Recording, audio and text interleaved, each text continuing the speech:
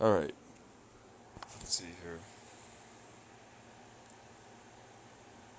I was on a bit of a buzz of explanations, uh, which means I was stimming myself, my ADHD. Um,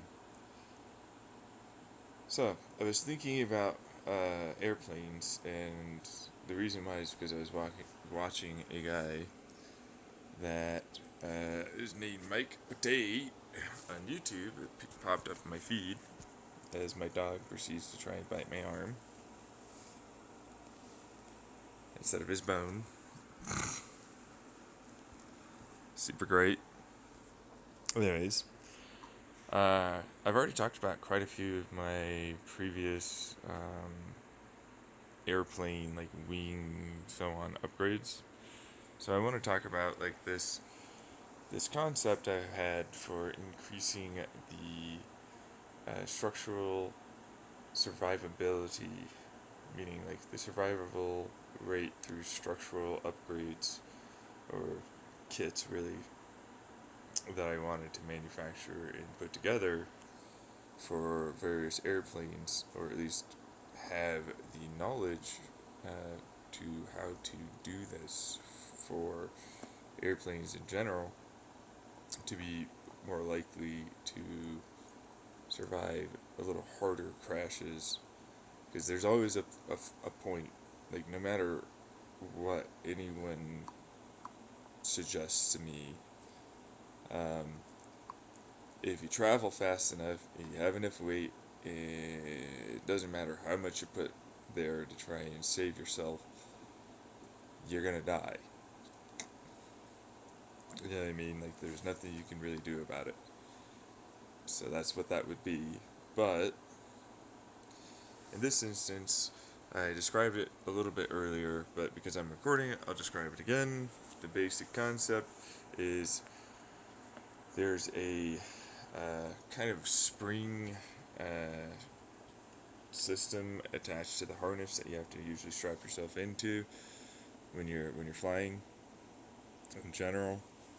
Right, so like seat belts, but it's like the seat belts are meant to allow for you to move a little bit forward and then come back. All right, just like I was talking about, like a spring. And then there's supposed to be a series of styles of airbags. Okay, but like they're not airbags in the same sense of like a car, because a car would be a lot more easily able to have a very consistent type of impact profile. And airplanes don't have that. More often than not, they really don't. Especially when we're talking about small airplanes versus very, very big airplanes. Big airplanes can say that they have pretty similar styles of crash landings. Because, like, that's what they're trained to do. But, like, smaller aircrafts may be around, populated towns, cities, you know. Same thing with larger aircraft, too. But uh, typically, for just off the runway, smaller aircrafts are usually the things that are going to have this issue. Point is, the the point that this is supposed to try and go after is that there's randomness involved and different angles that need to be accounted for that normally cars don't as often need to deal with. If they're going to have to deal with those random styles, meaning rollovers or flips and so on, they have a roll cage for that. More often than not, they'll have a roll cage. And that I'm going to leave it at that because I want to get to this and focus on this first. So, they're not airbags, but I'll describe them like an airbag because that will help someone be able to understand what it is I'm trying to say. Because it's like they fill up with foam, a very fast foam that is expanding. okay, from the get-go. Instead of using air, you can't use air because of the speed and the impact velocities and energies now there. And I have a different system for helping redistribute kinetic uh, energy. So redistribution does not mean that it goes somewhere else. In this instance, well, it does, but in this instance, it's not from the front of the plane to the rear of the plane because structure. That's out the window. Don't think about it like that, like a car. Think about it more like a Formula One engine car, where the front wing of the car is meant to shatter and turn into a bunch of little pieces and dust because that helps redistribute the energy into doing that. And so this does it with water. There are cooling tanks in general that they need. They need to cool things. Okay, so, but this is a reservoir with the coldest just off the line, just off the cooling, and has a system to help allow for any steam to be uh, kind of like a pot on a stove, but you turned off the stove. It's like it's still warm, but like it'll steam and then it'll drip back down. Well, this one we would be dripping it back into the already flown pump, if there is any, but this wouldn't have space. It would be like this is this box, but because there's it's a vapor bleed system, which they already have those, so it's like I don't need to redesign any wheels, so that kind of thing. But it's designed to be placed within around multiple spots of the fuselage for the passengers, okay, to be able to be no longer worried about that impact initial velocity not having it be redistributed around the foam, which you're going to be slowed down on, and then that's going to be helping to dissipate a lot of that initial impact hit and energy. And then on top of the seat, the cockpit designs, like you have to have a seat to sit on, so it's like that is meant to have this foam structure a part of it. So both bottom and front around you is going to have this go on. Alright? And this is for like prop airplane designs, Cessnas, so on. Not so much for like very fast jet engines or miniature jet engines. Mostly because I feel people could get away with having a standard, you know, kind of military style, Air Force style ejection seat, added to them. And they could get away with that as a legitimate system that allows for them to survive more likely, or allows for them to survive more often, is what I want to say, not more likely. But also, because we're not done on that one, if you can't, because you have to try and get it out of the way of other people or buildings or whatever, because nobody's perfect and air shows do exist and stuff can happen accidentally. You know, nobody's able to perfectly fly all the time. So, like, and machines fail, and wind is fickle, just like the water. So, when you're like a sailor, that's what that is. But I feel like there's a little bit of cross, talk, like that little, like you kind of get it a little bit between a sailor and a pilot. It's like wind is fickle for a sailor, but so is the water, the sea, the ocean, and it's like so is the sky, and so is the air within. You know,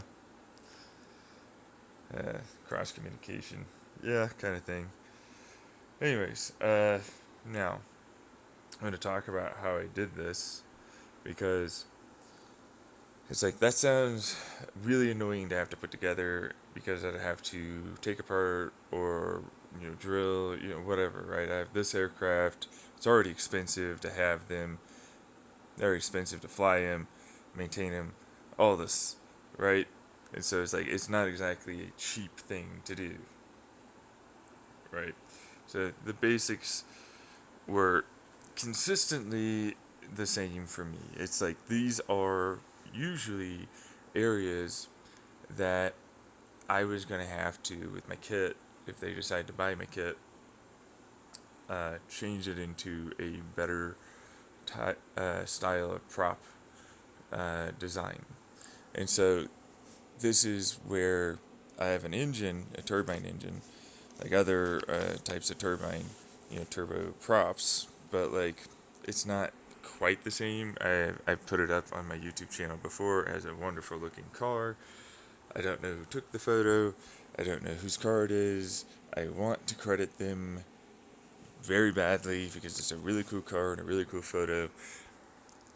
If anybody could ever leave a comment down below about what that is and who they are, uh, please do so. I'd love to do that in the description. But I'm gonna move on to. So, the basic premise is it has a intake that comes in from the front like any other normal compressor style on a car engine intake, right?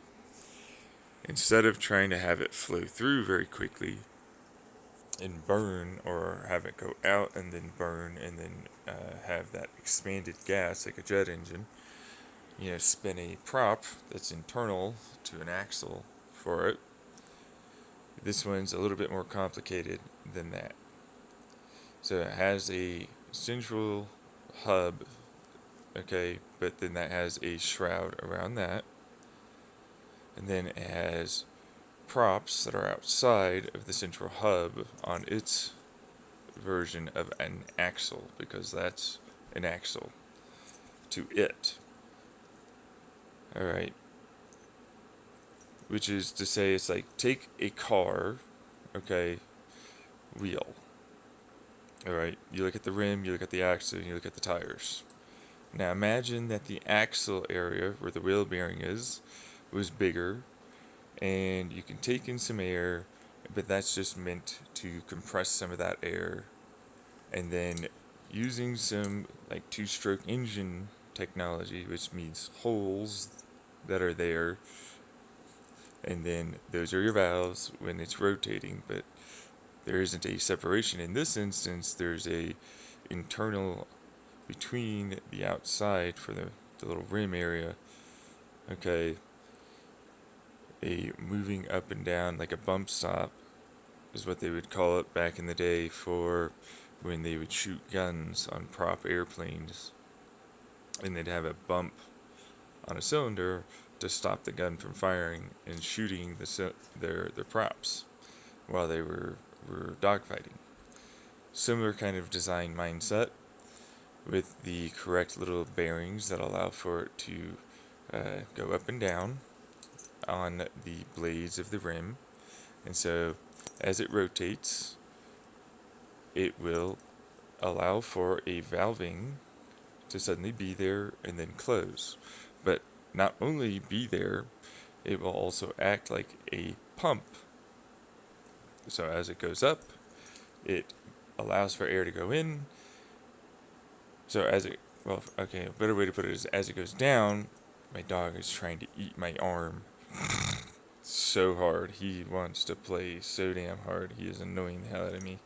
So that's why the hitches and the pauses are going on right now. Please, Phaser, give me a second, okay? Alright. Alright. Yep. Yeah. He's still just a little puppy, though. He's not even a year old. Big boy. He's gonna be a medium-sized little husky. Anyways, alright, so as it goes down, that'll open up air into hollow. Phaser, please.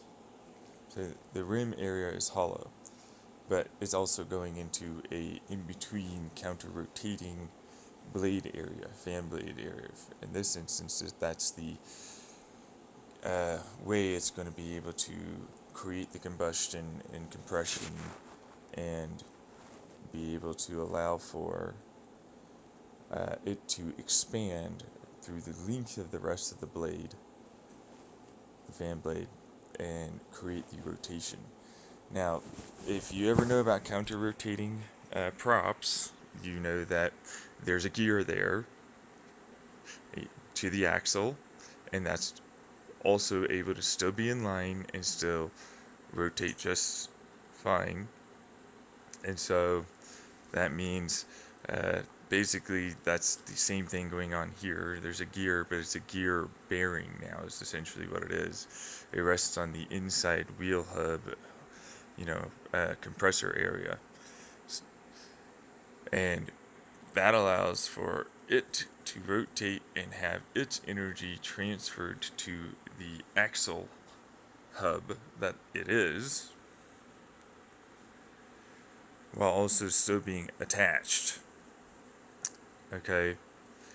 And you have to clamp them together. Well, clamp is not the really right term, but basically they are bolted, but with weighted bolts and everything, and allow for it to rotate. Counter to each pack here that you have to put on, so you have to put a pack. It depends. Typically, I found that you don't usually need more than one of these or a stack of three. Like 3 deep is usually good enough. But that's the way I happen to do it because it's a whole thing with how it is that I set it up with the prop and the hub that goes to that prop that's supposed to actually like move you. Okay. Anyways, moving on. I get to why that's not quite the same as it was that you might have believed it to be. And why it's a little bit different, again, further than you might expect. Because it's like, well, it's in to out. And it's like, my dog is trying to murder my hand. Stop it. No, Phaser. Give me a second. Alright.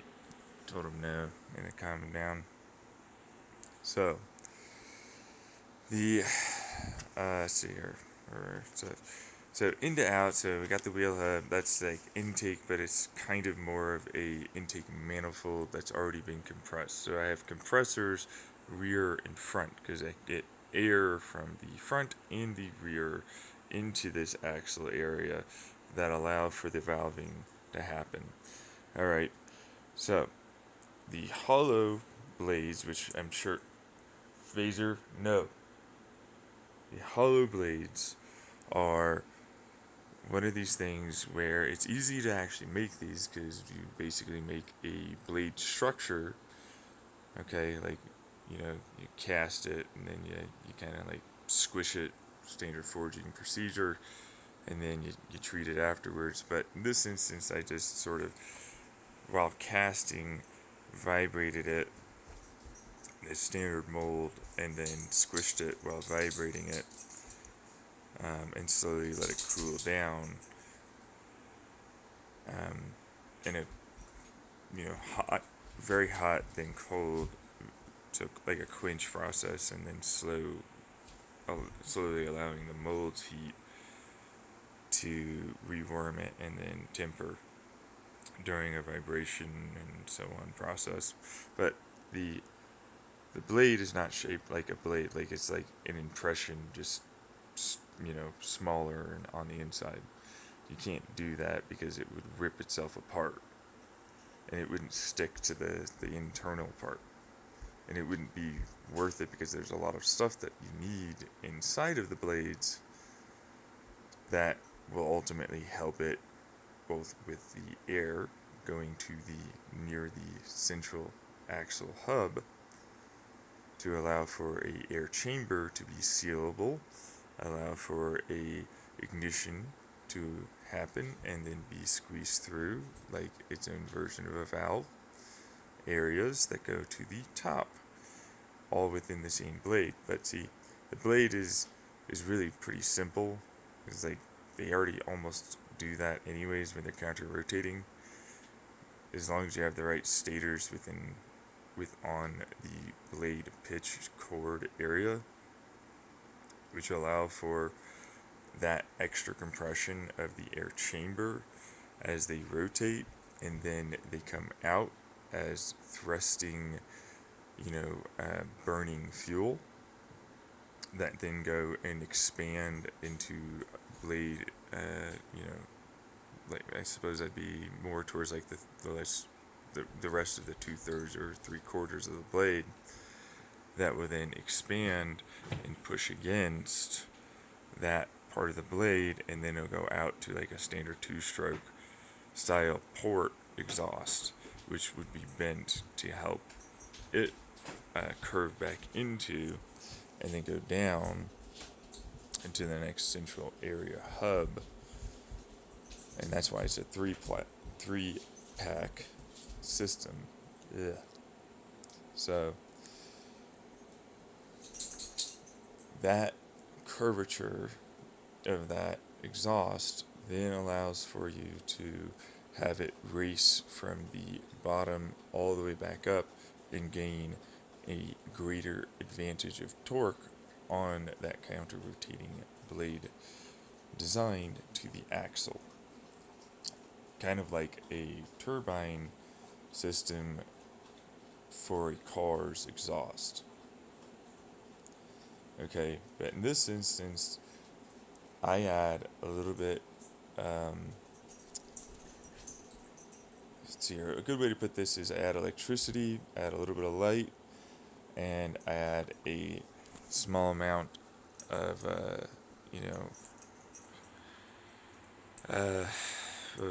so it depends on the hydrocarbon or non-hydrocarbon. So if you want to run hydrogen, I like to try and form with the exhaust after the 3-pack, because I then have an actual turbine that'll do something similar that I strap to that, and then that takes a small amount of it to reduce the outer pressure, high pressure areas, so that way it flows through very easily, but it'll still allow for those higher pressure areas to turn into areas where it allows for the flow and curvature of the combusted gases to be more easily controlled and sent back to, as a result, the middle area of the 3-pack turbine here that's going on. Since they have a setup where ports can only exhaust in one area, that means you can dynamically time it to be in between when it's coming out and when it's coming in, and you have the standard Bernoulli's principle from a Venturi effect adding in that exhaust. There's a kind of like a catalytic converter with the correct electricity, so electron flow in this instance. So as electricity is passed through here, over to there, and then it wants to return, it does work energy. But with the correct material and a little bit of light, which you have an ample amount of because IR light happens to be produced pretty substantially in high heat exothermic reactive, uh, chemical, things, i.e., gas go burr real hard and redistributes to smaller, little tinier things that are, floating around. Well, as a way to cool itself off, it releases photons, which are IR, infrared. Infrared can have a version of a destructive interference that then can be captured into with other constructive interference going on for light, meaning photonic resonance in this instance, when appropriately coherented and lensed, transformed, basically it's a converter for light into a lower or higher wavelength. And yes, there's loss, always, but I never really gave a shit about loss. I have more than enough light to begin with. So, that, combined with a little bit of electricity and the right material, which I typically just went with standard ceramics, in this instance worked just fine with the electricity going on that are already on the market and available today. Will help make the gas, in this instance hydrogen we're talking about, get transformed because it combined into H2O into a H3O4 peroxide. Peroxides in general is what I was looking for. And then I have N2s, O's, and then NO2s. So explosively decompressing gases and oxidizing gases. So, as a result, well, they're gases in this instance, but they're typically around very hot, exothermically, wanting to react gases. And that's why they get, if you don't know about a turbine, it spins something and it goes from center out, and then there are high pressure versions. So that's a gas centrifugal operator that helps with, as a filter that is, with, because there's acoustic pumping you can add into that, which allows for a even greater amount of separation of densities of those gases. So if they are there, they're not going to react until you want them to. Anyways, as a result of that whole back part having this go on, then that helps redistribute it towards the center to the inflow of that exhaust. For the amount of energy, because you're going to create energy from the axles in the exhaust, alright, it's like a supercharger for the system. You know what I mean? I already have a bunch of turbines, like a turbocharger. But you're going to wait for the prop, because like you were correct in assuming that the prop is not a normal prop. It's not a compressor, but the axle part both has an extender, which I've talked about pretty extensively multiple times on many of my recordings. So it's hollow. But it's hollow where it, during its extension, allows for it to open up and add in the air. Okay? But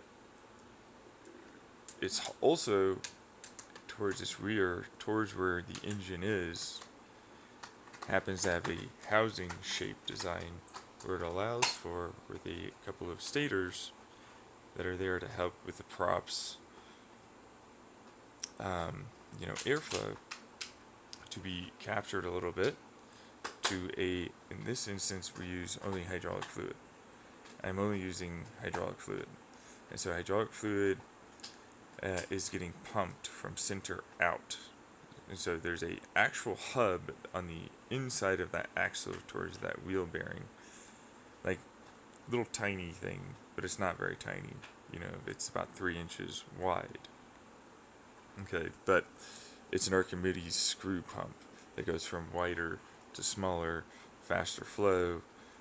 And the reason why we do this is because there is cooling going on, but in this instance, the rear turbine alongside of the whole 3 pack of blades here are all creating heat, redistributing it like a torque converter does towards a central hub area point that rotates and increases the speed with some gears and some cavitation style designs that allow for it to reduce friction but also increase torque seen on the blades of this faster spinning turbine area, which is the actual compressor.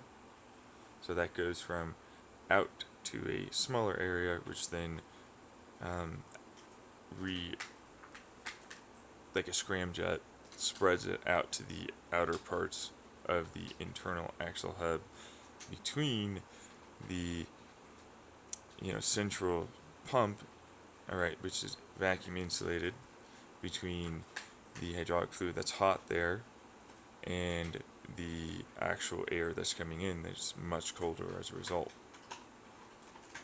Okay, that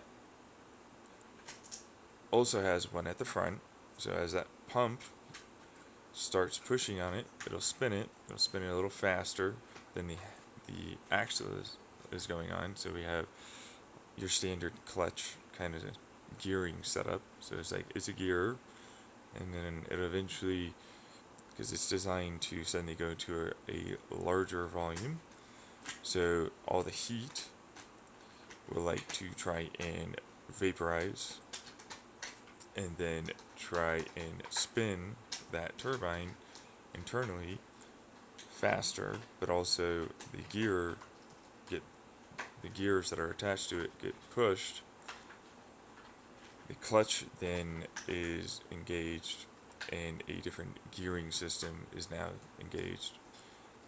And so from a supercharger to now more of a turbo, where the expanding gases and the speed of the hydraulic fluid from the heat, which has been used to increase its speed of spin to its relative consistent gear 1-to-1 to it. Okay, so it's like it comes in, but it's like a diamond shape. So you have to imagine it more like that, where it's like instead of a teardrop, it's a point to out and then back down to a point. So like a diamond shape. It spins faster. It then has a housing that's to help it while it's spinning increase compression, and then shoves it into the tube. The tube is, like I said, an intake manifold. That's all just meant to try and funnel it with the blades that are there, which happen to have holes on them, so that way it can send a pressure wave oscillation through, not just around the blades, but also through the blades to help speed up. Because we only have the one real intake here, typically is what I use, but you can have multiples if you want. You don't really need it, but you can do that. Okay? Now, because front and rear, which this is just manifold stuff, so it's like exhaust goes from that front and bottom, so top and bottom at the front, back towards the center, and then same thing from that back towards the rear. Alright, so I hadn't gotten to the rear yet, because everybody's like, you have this problem, this problem, this problem, blah, blah, blah, blah, blah, blah, blah, blah, blah, blah. And I'm like, alright, I'll address it immediately, whatever. So you're wrong, I already have that fixed. You're completely in every way incorrect. You simply didn't even bother.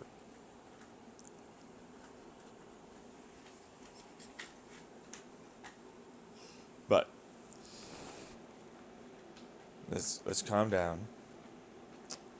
That prop with those stators, those have little tiny holes, and so if you know about, well, towards the where you need intake air, so it's like if you know about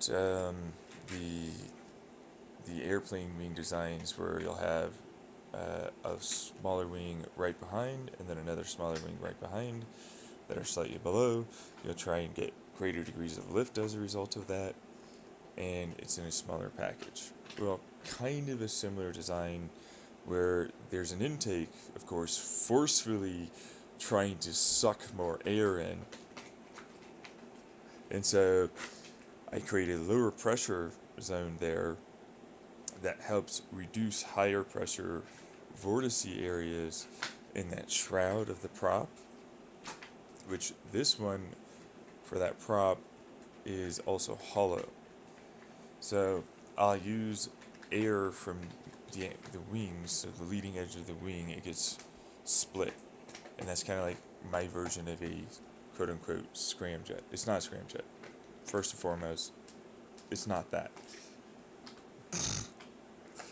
But what it does is it allows for at the top and that splitting with these little waveguide bumps, kind of like whale fins, they have these little bumps on the tip of the whale fin.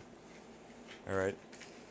It allows for it to stall. It creates a log roll with the little stators I have and the leading edge at the top. A little log roll stall, and it creates a lower pressure zone at the top, and then it smoothly transitions and then creates a redistribution. So a good way to put it is it goes in and it goes over off to the sides, and then that gets joined from stuff underneath with little stators because boundary layer effects are still there, and so like that'll join into that split flow, and then that'll do it again. In this instance, I'm not doing another stator thing, it just redistributes, and now I have a higher pocket, a higher air pressure pocket, of air, which I just said air, so moving on, again, still trying to wake up, so give me a second. For underneath the wing versus a much lower pressure above the wing, which is exactly what you want for lift, but it allows for air to travel over and also join in to these zones for the wing at insanely high speeds. So they more evenly, because now as the splitter instead of the leading edge, because of that plug of air that's always going to be there, well, now it's going to do work for us. So while I don't have to suddenly have a massive amount of all of these different types of little stupid amount of tiny and big and small of aerodynamic pieces and before, like most people tended to get it and they just more and more weight and more I just didn't like it, and nothing was very good as a result. It's like I didn't really just make it smooth, just make it easy and simple, that kind of thing. Well, for a small little area that I never really touched, which was the leading edge of the wing, and then I never had a place for that air to go. You know what I mean? Like I never had a way for that air to become something that would get trapped into a constant flow, like a pump. Well, the prop is now the pump. So it's like that sends air into where that axle is, which is towards the outside versus the inside. So imagine tube within a tube. That gets sucked in, that log rolling vortex gets extended, so it will become more, instead of a circle vortex, an oval vortex, and then it lays flat, so it gets not centered. It gets laminar-ish, I guess. It gets more, evenly flowed with the rear part of the wing. So it's like the top part of the wing hasn't been finished. So it's like there's another type of hollow little structure that's there, and then some basic little stators.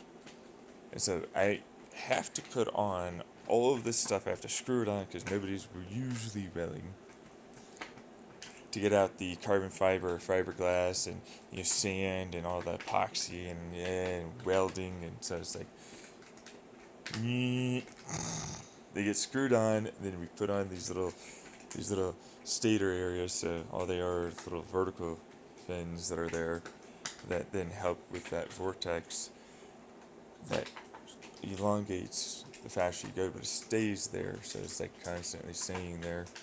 But it crashes down. Some of it needs to get redistributed. And so like that joins the leading edge part for that air to be sucked back in. The rest of it then skips off towards the rear of the wing, and now you have more aileron control because it creates a greater degree of force and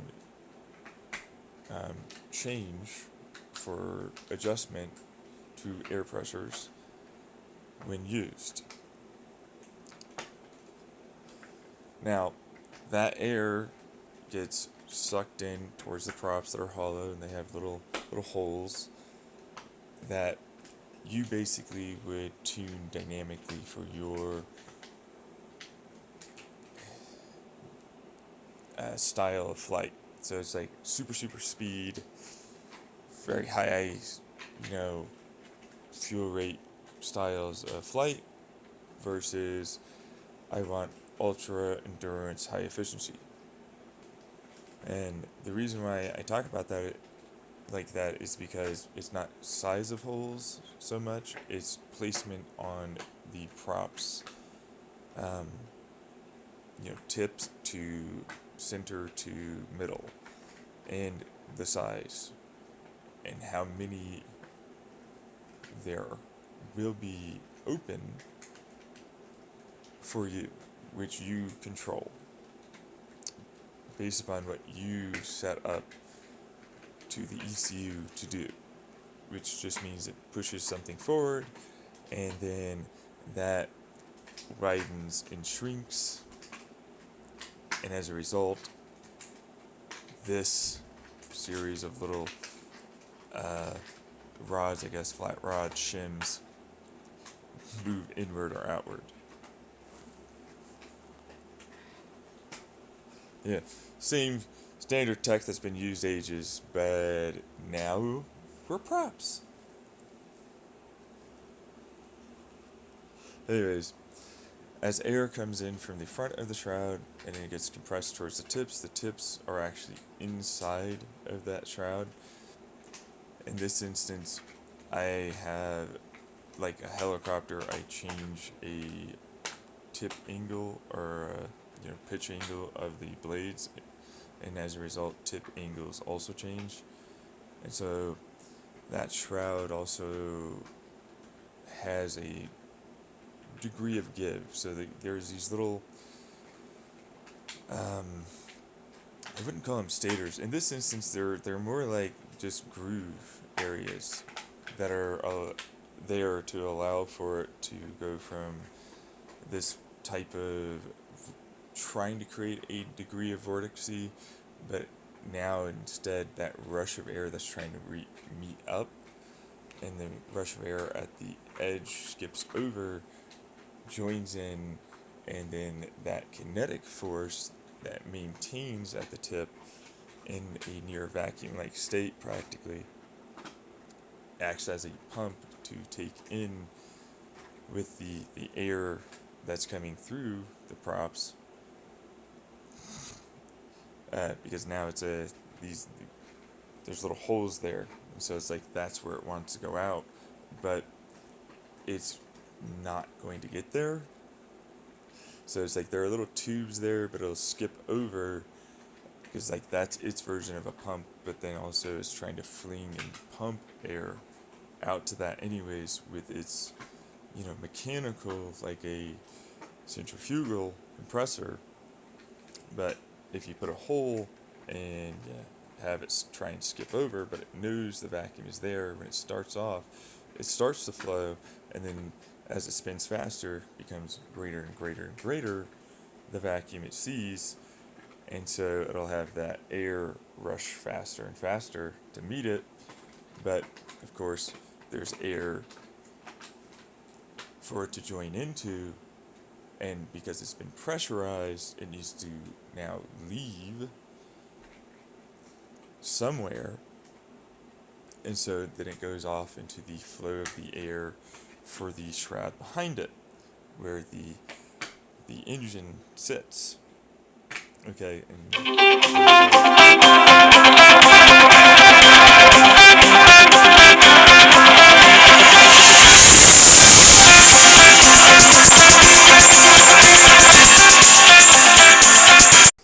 so I got a call. They didn't do any kind of talking, and then they hung up. So that's something. Anyways, so these stator areas behind this initial prop are not really stators. Okay, they're scoops. They have different lengths and widths, and all they're really meant to do is take some of the air, okay, into that air intake, and then behind it, they're more kind of just bumps, bumps with grooves. And so the air pressure at the top, which has another version of some bumps and grooves, versus the bumps and grooves where the engine happens to be inside, have now created a higher flow with a degree of trying to separate the air into a bifurcated, kind of like a scramjet. But in this instance, we're not trying to compress it. We're trying to create very, very high flow rates, very low resistance, and shrink down the volume that it has to flow through, creating a faster flow rate, which is really good. The exhaust, in this instance, gets dumped into that stator area, alright, which is, they're not stators, but they're stator-ish, so I don't know what to call them, but they're high flow rate, squeeze parts for the tube. Anyways, but it's after the engine and after that flow has already been created, and it creates a version like a Tesla valve. Okay, and so it has high resistance one direction, meaning towards where the prop is, and it has very low resistance another way. And then that's compounded with, hey, I just increased flow rate even greater by having the exhaust go into it, that then joins in with the airflow that you already have coming in. And then there's a secondary prop attached to that that's towards the rear. So it's like this runs both through and underneath the fuselage, this little area, and then it gets curved towards where it's just underneath where the tail is. Alright. And then sent out what is essentially a, I guess, ballet. I keep using ballet, but it's a ballet. So, this time, people said things, so that's something. Turns out my bike's bottom bracket is too big for it doesn't fit the thing that the e-bike happens to run the motor for pedal assist. Even though it's the right length, same length. Like I made sure to measure that one, so that works. Right. They're wanting the old sprocket back, and I'm like, I don't want to use this again. especially with these pedals. And well, the gearing's not terrible for it. It's the whole thing. I got a larger gearing set, but like, to be fair, there are some pretty decent hills around here that could probably. I did consistently use the smallest gear on that. Anyways, where was I for this? Right. So the rear fan blade is not a prop, so it doesn't input any of its energy. It's supposed to just be something that helps because of the flow of gas. So it's like there's already something that is helping it spin, but instead of that spinning and taking energy, I'm inputting energy into it, meaning extra spin, to have it with the correct, because it's smaller. Start from a wider prop to a smaller prop, and we're at the bell end area, of course, and so that's there, but this allows for it to spin faster than, of course, the front. It has the correct blade and pitch angles, because that's necessary. These are a lot more static, but a little adjustment can go a long way for faster flow rates. It goes from that area sized diameter to a smaller diameter funnel little nozzle into the bell end, because in this instance I don't want it to hit the plane tail. So like the plane tail's exhaust kind of area, I don't want it to be something that is going to cause problems at all for that. So this one is redirected into a ovaloid and slightly down pattern, so it's like it has more opening slightly further down, and it'll clear at the speeds for the gas flow at even idle, that tail area section for the plane.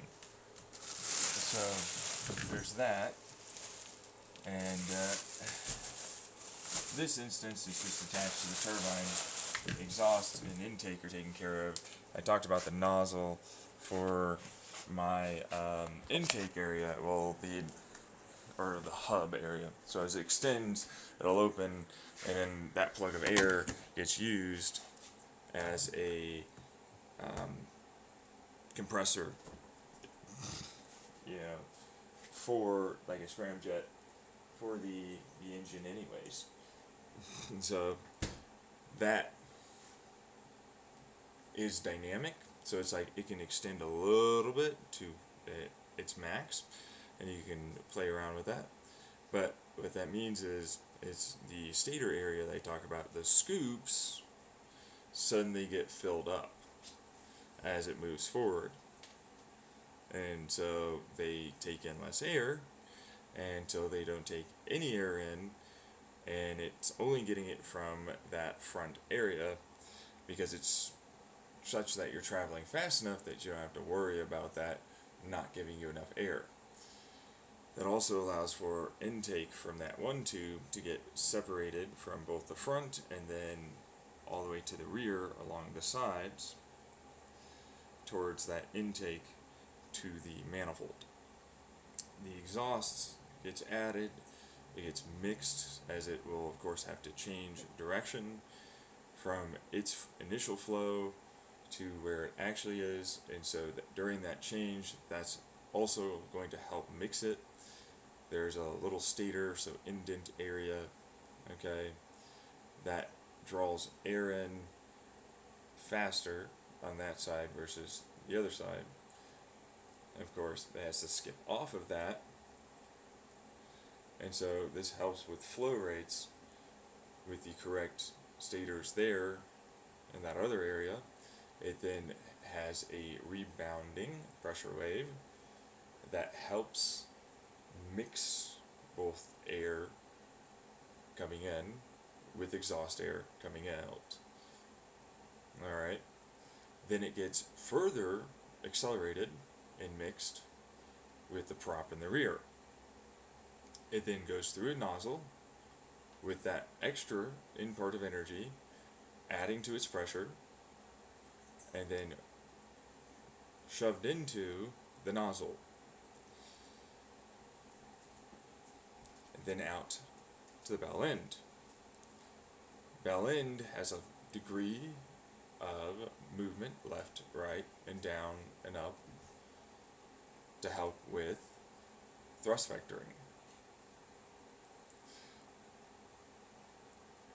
As a result of having these little wing upgrades and a prop engine design upgrade, I have a reduced weight, higher thrust, greater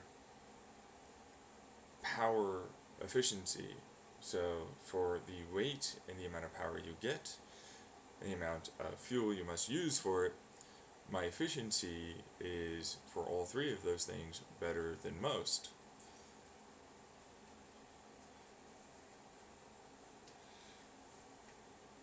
Okay, now it's not small, that efficiency. A good way to put this is, because of that engine being able to turn some of these exhaust gases into with the heat and energy that we weren't really able to capture, into something that allows for a recapture and an increase of energy, and then extraction of that energy afterwards, I have more than a 70% efficiency rate for my engine.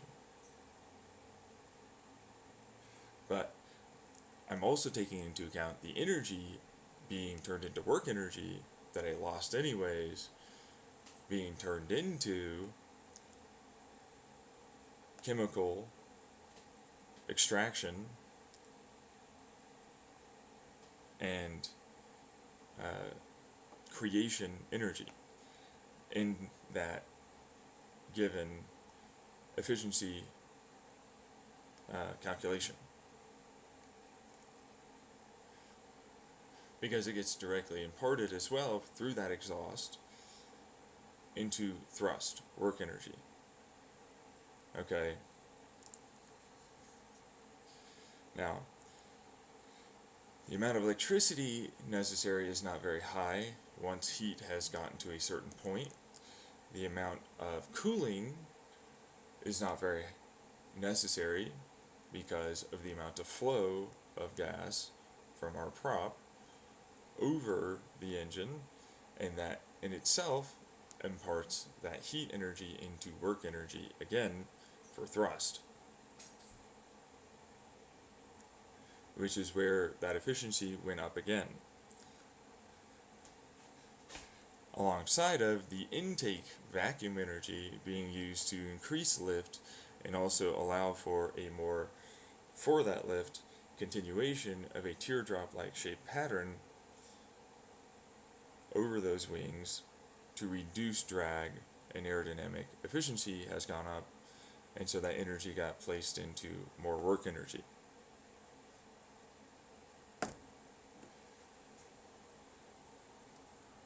For the energy being output by the engine.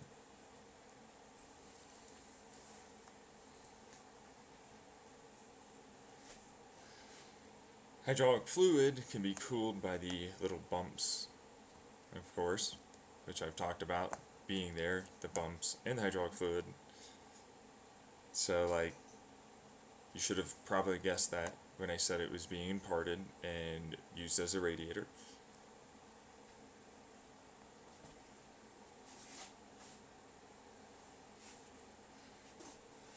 Then, on top of it, if you need it to be even better than just what's there, you can use that on the leading edge in the stator area of the wing, which is what I also talked about previously, to increase surface area maximization, and that now has turned into energy that helps increase lift characteristics and drag characteristics as a result, making it more efficient again.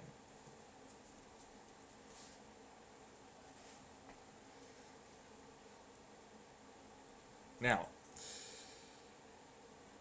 uh, the crash structure, because I have to change out the fuselage anyways, it's like, well, and then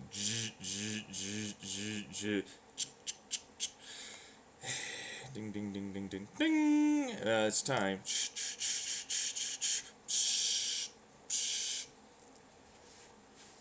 It's done, and voila, aircraft.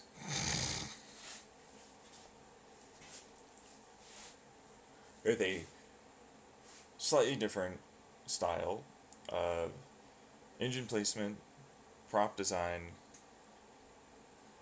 cooling, thrust, and aerodynamics, much like it's a jet engine, but it's not a jet engine. You have to remember there's no, technically speaking, increase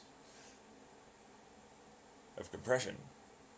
I didn't really do that except for with the actual engine, like a turbine. So the turbine is the turbine. The props are still props.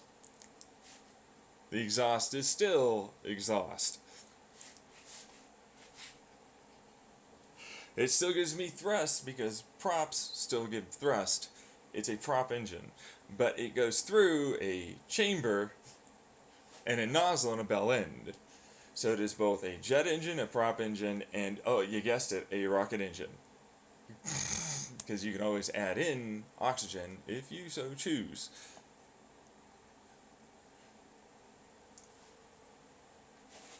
And so it's like, well, I cool it, I increase lift, I make it slippier through the air.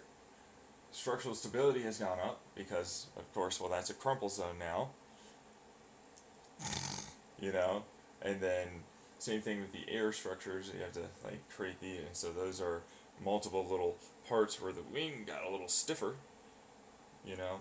And then the other design for the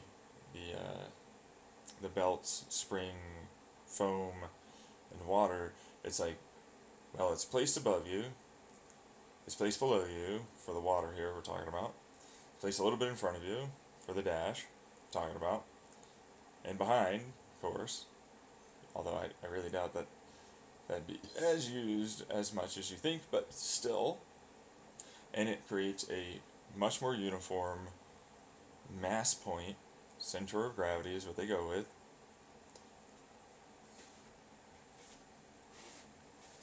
that allows for it to be easily able to redistribute both the heat, water, okay,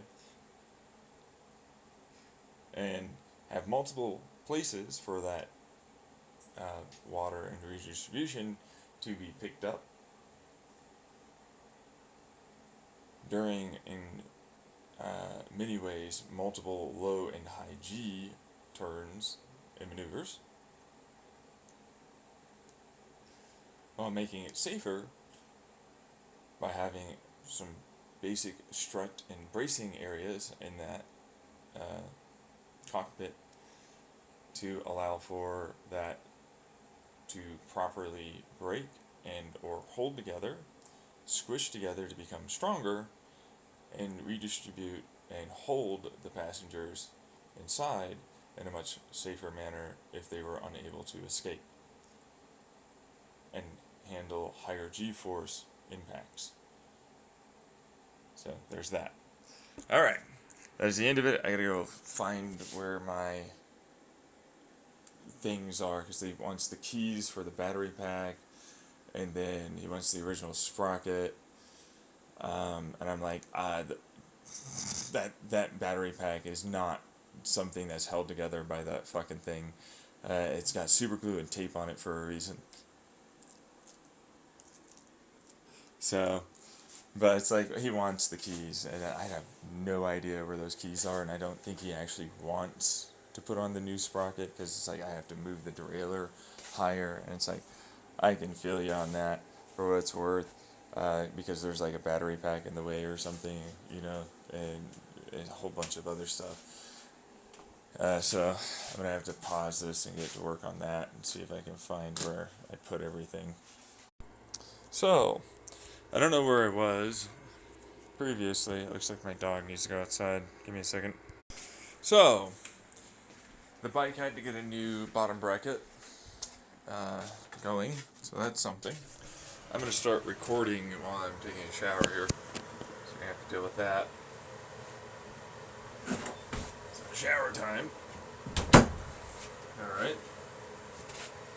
So, let's see here. Second creative concept idea here is a new inertial accelerator engine design that takes in a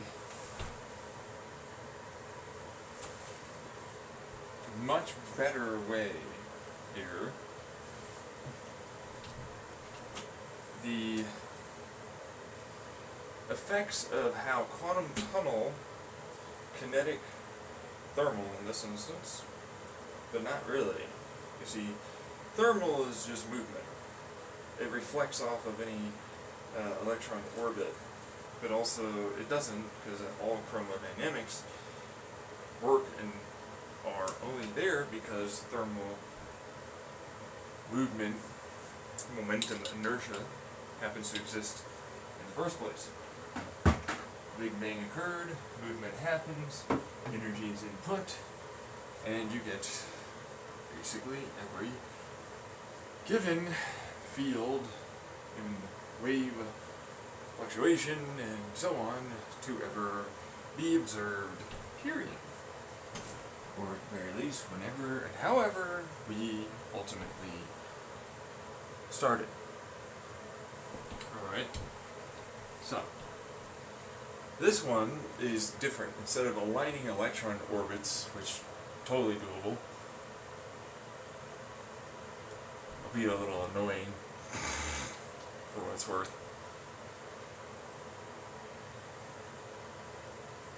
This one is a much better, much more simplistic design. Okay. So we know about Bose-Einstein condensates, we know about plasma, and we know about condensing vapor into becoming a liquid and or solid, respectively, phase changes. Starting off there, because this is going to be very, very important. Very fast. I'm about to take a shit. You're going to have to listen to me take a shit while I do this. Although, I'm not embarrassed. You might be. Have fun. Alright. So, in this instance, instead of using electron orbits, we're using plasma to go into a phase change, plasma Bose-Einstein-like condensate phase change that is a hybrid supercritical of the two, with a very high lamineared flow of the fluid. Alright? Now, simplistic understanding of how an inertial acceleration engine design that is taking the opposite direction with an acoustic pump, near MHD style, electrostatic style linear accelerator that I described at first into account, you can then understand how it is plasma can be, with the right acoustic and appropriate differences in pressure, be used to gain and recirculate and have the loss of pressure, thermal pressure, ordered and utilized as a way to both bring condensing into the idea of this while allowing for the opposite reaction, equal opposite Newton's law, to be gained into its forward direction of travel, while the opposite direction of its forward direction of travel being an accelerator to the atoms and particles inside of the pump for the inertial acceleration engine.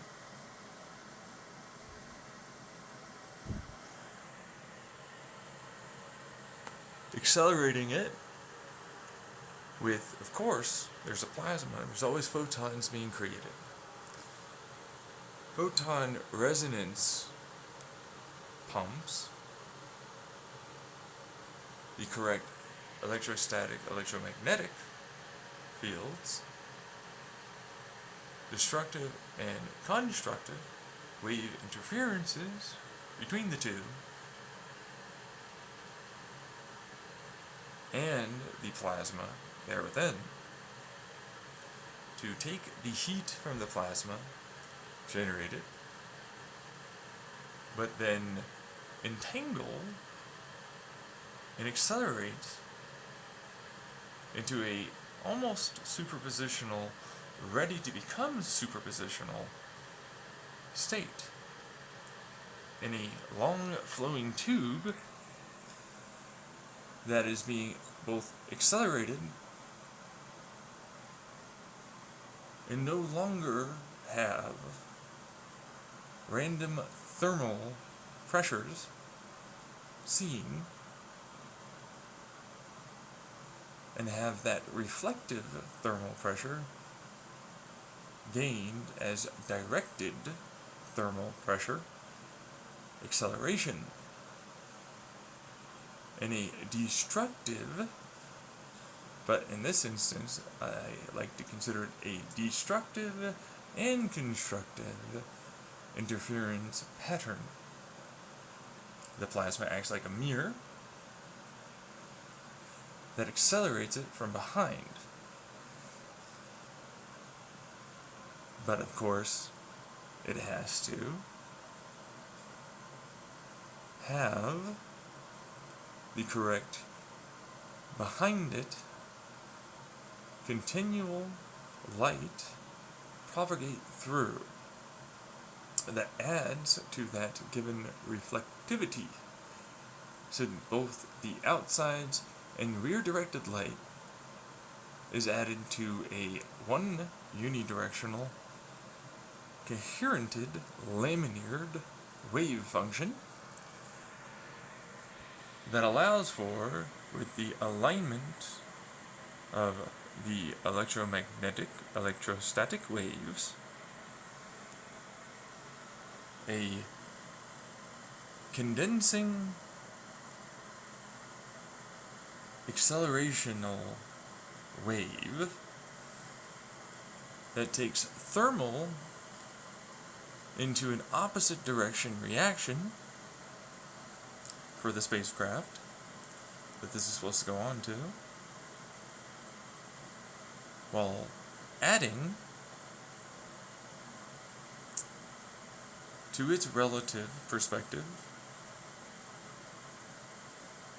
a doubling of its acceleration relative to the spacecraft, because it as well is getting accelerated during this, through that. As it's being condensed, vibrated, spun, and aligned together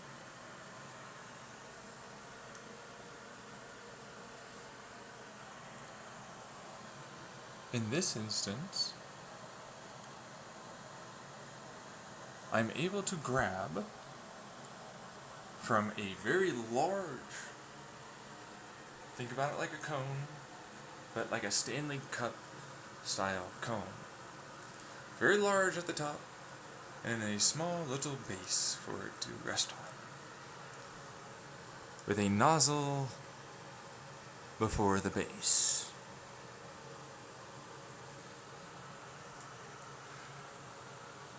I, of course, am reflecting off and accelerating the spacecraft relative to the engine and the plasma there within. I am squeezing out heat energy and transferring it to accelerational energy to the spacecraft, while accelerating the plasma and condensing it, and temporarily, with both the light and fields, into a Bose-Einstein supercritical plasma fluid that happens to have, you guessed it, a currently quantumly tunneling wave function of atoms in between and around it. With the correct alteration of those fields and energy input during the tunnel collapse to causing fusion, I excite the fluid, capture a breakdown of neutrons thanks to this being resisted and its creation with the field's spin and superpositional momentarily their entanglement into having a standard model mathematical higher likelihood of it fizzling out into becoming quarks, protons, and gluons.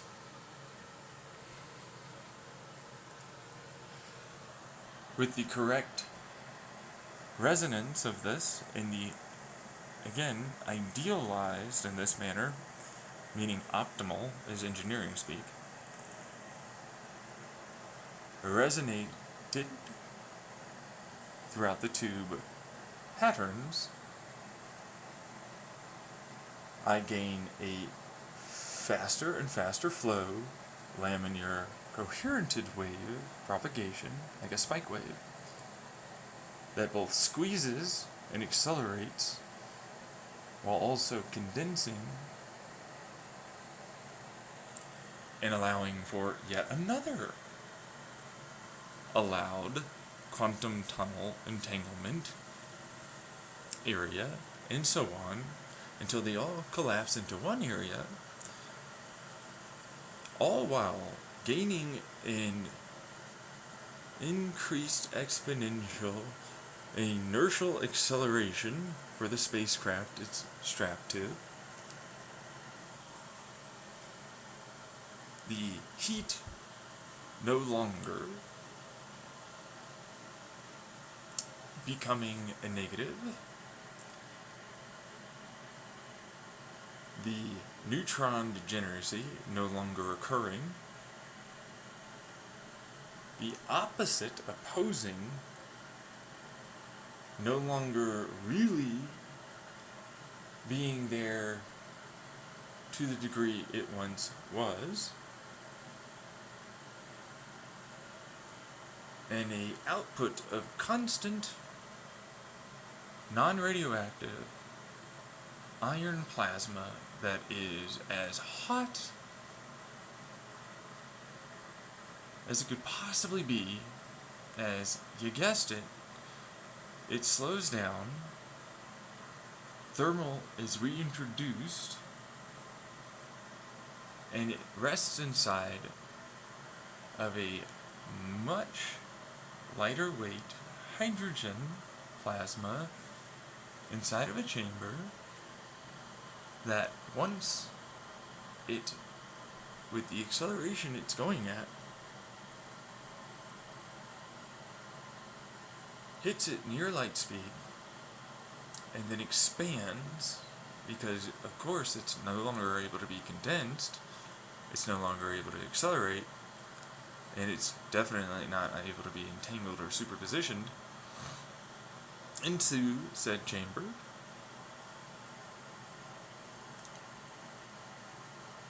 causes a resonant of a shock wave as it goes in, that then, once expansion occurs, another shock wave happens, compression, heating effects occur, acceleration to a nozzle area that has magnetic fields grabbing, and then squeezing like a toroidal near the nozzle's very smallest diameter, and then accelerating outwards after the nozzle's smallest diameter, allows for a continual quark-gluon proton plasma fusion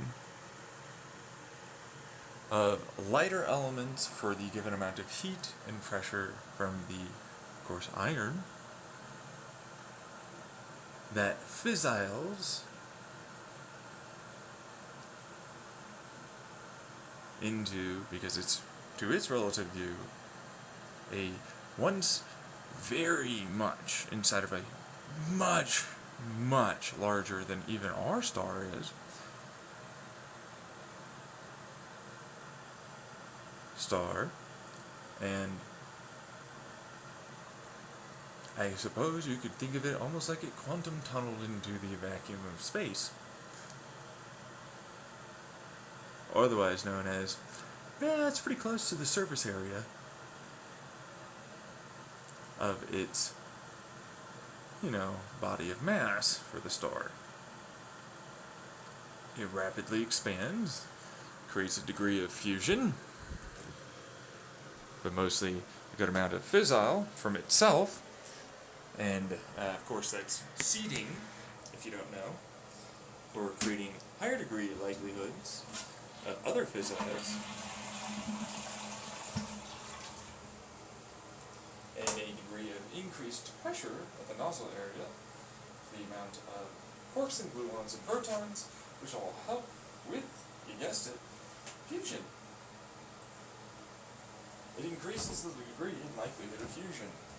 The heat rapidly got captured after the initial beginning acceleration, as it will resonatively oscillate as it accelerates out of the nozzle, and then back in through, and then back in through the expansional chamber. Didn't describe this one, but it's essentially a version of a scramjet teardrop with a few bifurcating channels in between, allowing for the correct electrostatic and MHD, magnetohydrodynamic accelerations, to be captured for the plasma and added into the energy to help accelerate and fuse some of the given material in the plasma.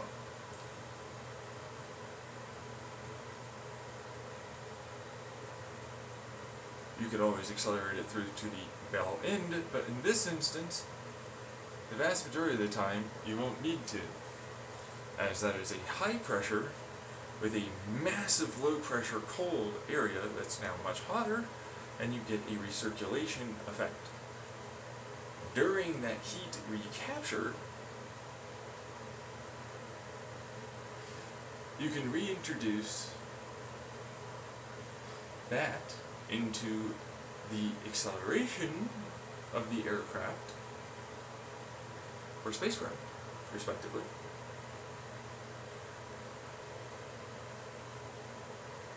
and then appropriately quantum tunnelly separate the atoms for the given velocity, inertia that they must have, the order that they gain, entanglement and quantum tunnel to a small amount of siphoned quark and gluon matter,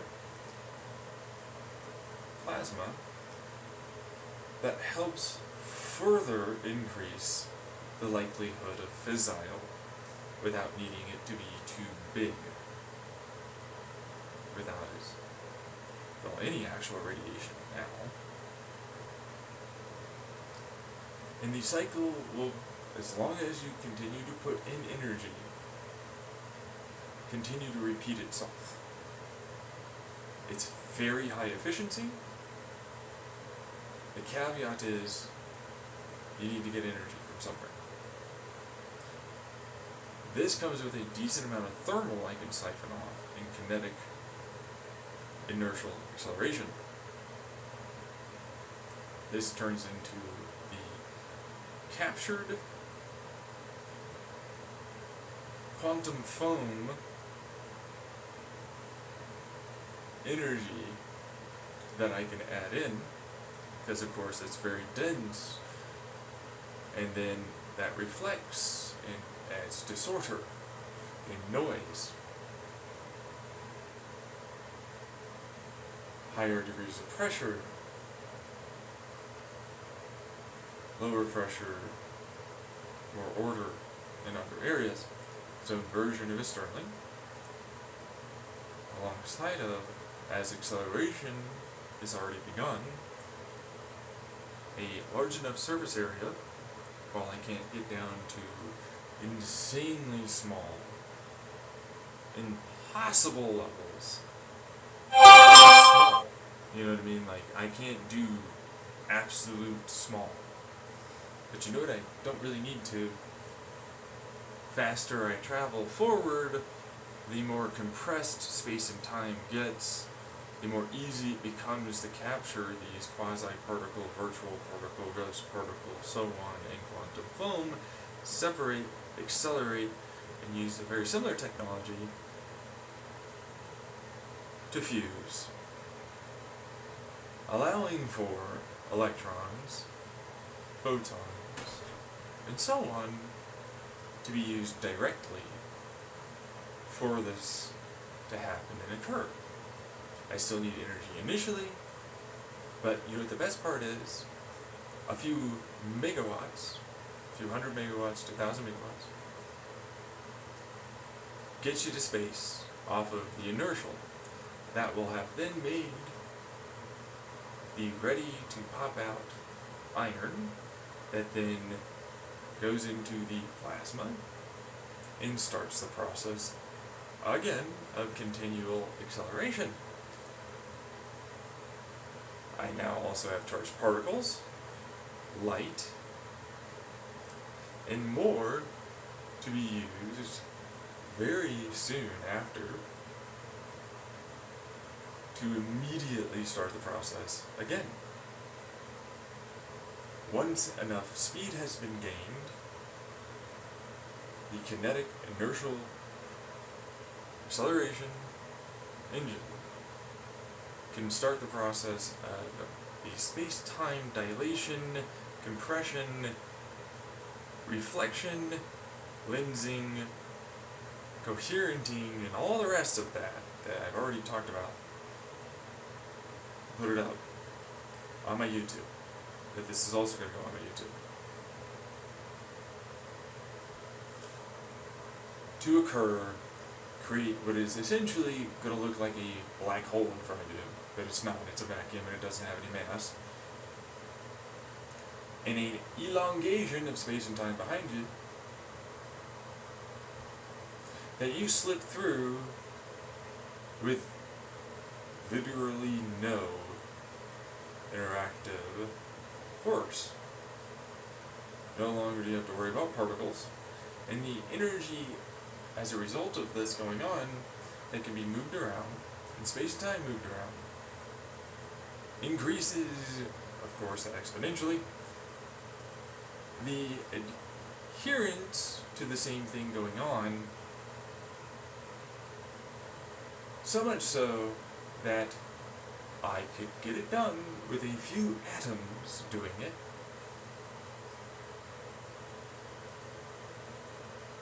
And accelerate continuously at 1g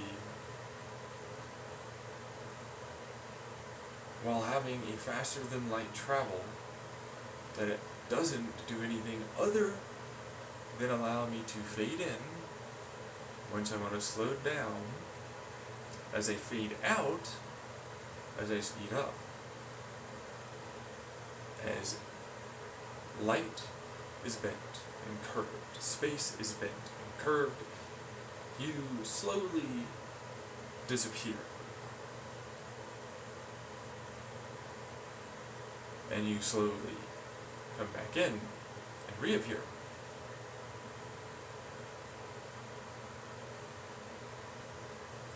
This makes it insanely efficient without ever needing to leave a trail behind. That you were ever there to begin with. You don't have to worry about anything ever getting in the way. And it will be self-propelling. And yes, you are gaining a degree of energy, and you have to have a certain amount of energy you have to put in to get it to do this in the first place, but from that idea of being not good enough for this kind of travel, I would say you, the walking, talking battery generator that powers the sentient Rocco's Basilisk inside of the brain, you have computer that's organic with your detectee sensor flangers and flanges, would be not good enough either. And some of you would agree.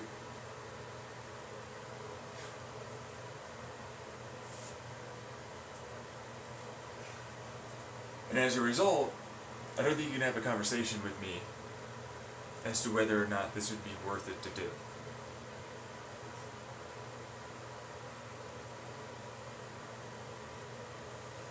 Now I'm going to go get in the shower. I'm not fully done, so you're going to have to listen to me after I'm done taking my shower. So there you go. But this is currently still something that you can allow for, that expansion of those plasma fused gases, and still get standard plasma accelerational, fusion accelerational as an engine for standard Newtonian physics, which this still is standard Newtonian physics. I'm just doing it better than others. Alright. Be back in a second. Alright, shower is done. Okay.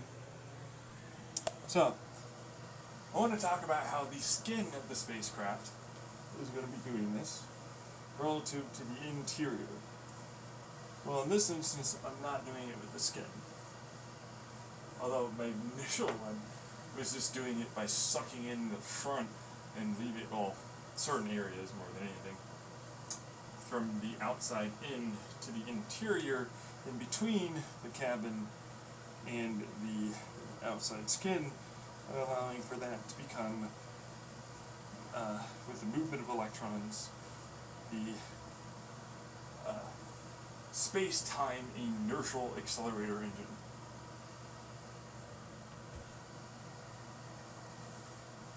Alright, so light gets blue shifted the faster you go. Well, you can start the blue shifting pretty damn quick, from like red to gamma rays pretty fast once you get a degree of acceleration that's occurring with some degree of space-time going on. And so it exponentiates and starts to pull up on the outside. Same thing when you correctly pulse and have the correct frequency of pulses and the correct frequency of sine waves for electrostatic and electromagnetic. You create the same fluidic, this is what this really would be considered as, a fluidic flywheel heat battery engine that takes the heat and the kinetic and it creates unidirectional movement that can be altered accordingly based upon that skin in the internal. So like the 3-layer design that I talk about is still very relevant and would work extraordinarily well for the skin. But the outside, because I don't really want space and time to be compressed and dilated and then extended behind and then, emptied in front. And then it moves through us. So like, I don't know, man, it's kind of scary. Anyways, I want to explain why this is way better than you might initially expect. So let's say it was a 1g acceleration you were able to start at standstill. Well, 1g got doubled 2g, but then you add in the 1g once movement of 1g has happened.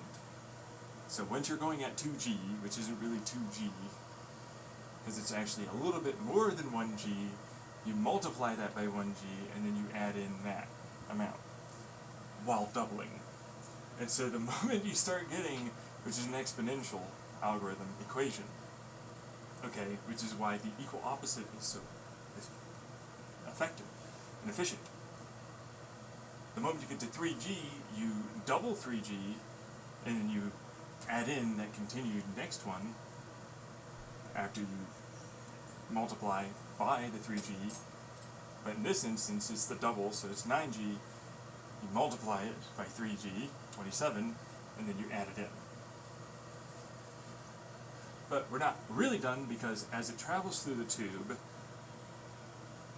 given the correct distance here, that's we're adding this amount at this distance, to we're multiplying at this distance, to we're now exponentiating at this distance. And then that travels the path of that tube. Every distance is an exponentiation, which is, first off, multiply, and then every step of the way you're both multiplying, so you're doubling.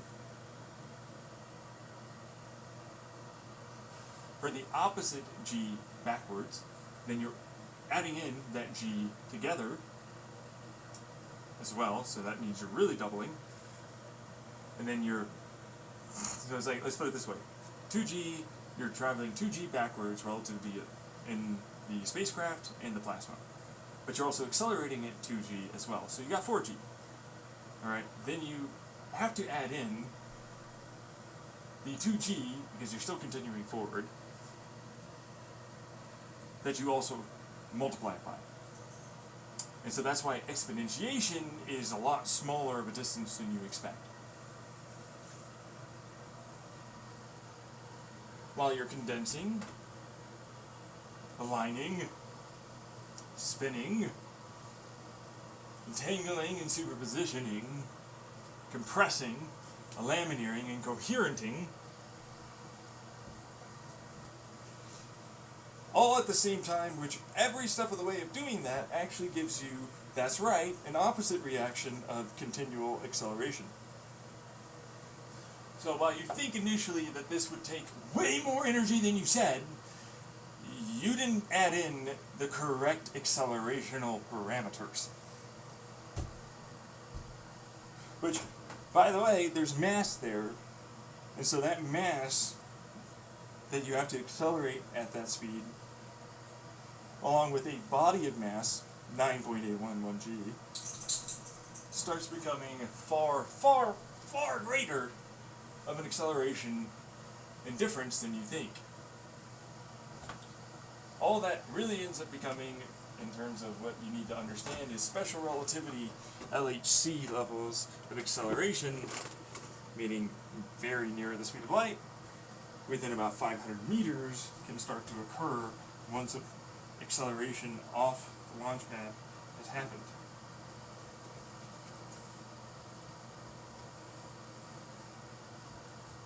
Which insanely increases the amount of efficiency for the fluidic flywheel, acoustic, kinetic acceleration, not kinetic, inertial acceleration engine. There you go. Happening. So the bell end in this instance is, think Saturn V rocket to the moon. You got your car and a person standing in it, and it's a big boy. But they're meant to expand because they're meant to capture a lot of that. And so like those will expand and extend outwards. Capture a little bit of that heat to help the process of recirculating that both heat and kinetic and inertial and so on to allow for simplistic plasma fusion acceleration at near light speed that can be used inside of an atmosphere without radiation exposure or neutron problems that can be pretty close to someone, like car, truck, van, big bus, even airplanes, and not like fry them or really hurt them very much, because the heat is pretty minimally contained. In no way it's very extraordinarily captured, and so it then gets diffused into a warm breeze, yes, and quite decently fast flowing. It's still got mostly the inertial occurring that's actually making it so it works like that. That's why the efficiency for work energy performed equal and opposite is so significant. Anyways, that's also another reason why it's like, well, this is like a 777 or 747 aircraft with big bell housings, which are capturing all of that and then sending it back. But the caveat being it extends and they adding together and create a bigger bell housing that all of them join in and give you that thrust for that. Because like that's the most efficient way to do that for the given thin and stiff parts with the fluid and the capture of heat and blah blah blah blah. And so while yes I can use the quantum foam stuff as well, I still have to put in a certain amount of energy to really get it up and going with electricity and heat and whatnot to really start it, which is why I was like, well, 1,000 to a couple thousand, 10,000 plus, depending on the size we're talking about here, rocket to space. But you can do it all the way from a bike. Granted, you're going to need to put a shroud over it and so on. And so like that will work. It will work. Like it's gonna work. I don't really know if that's a bike as much anymore, but like it holds you. You've got air, you got pressure, you got a suit. You got the quantum foam thing. Everything works. It'll work. I just don't know if you would ever do that, but like I suppose you can. We're talking about a 350-pound device that goes into that sort of like design. All told together. But anyways, that's what that would ultimately be. It'd still be in the I calculated it to be 9,289 kilowatt hours to getting that kind of result. And so it's like obviously much more efficient in terms of its design. The larger you go, and it's standard, that makes sense, and it's an exothermic recapture of energy for the given potential. So it's like, like these chemicals, exothermic, pressure, blah, blah, blah, blah, blah, blah, and then increased energy potential and efficiencies are gained, which is nice. Because otherwise you'd be like, no, engines don't work. Air and fuel mixing does not make boom go forward. Meanwhile, me, brrr, of fundamental forces go brrr harder. I capture brrr, make forward go nice, nice.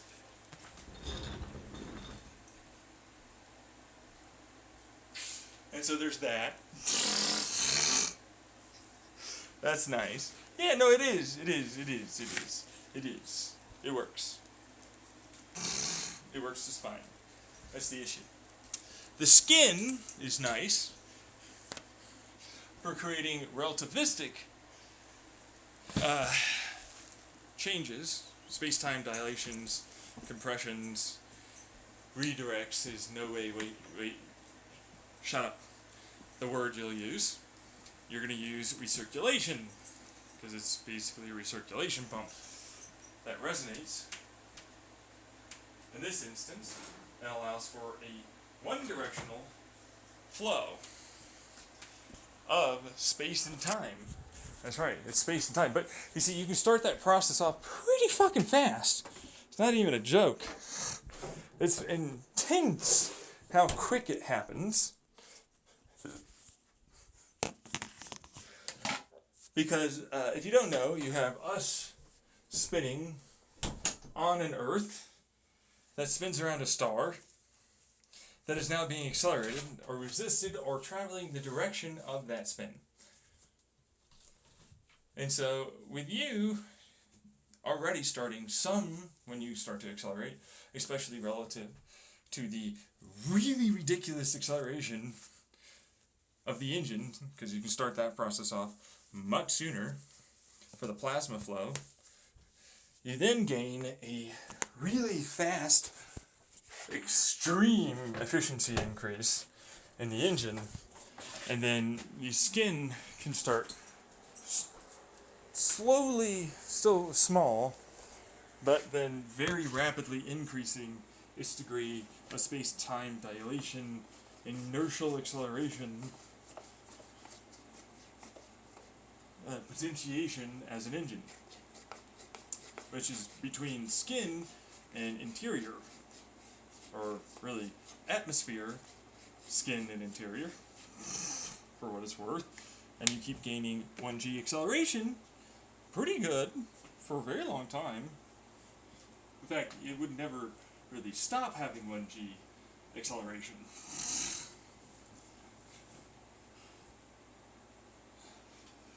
And so, for the given amount of energy necessary, this is the outright king of both performance, weight, and energy necessary to get it.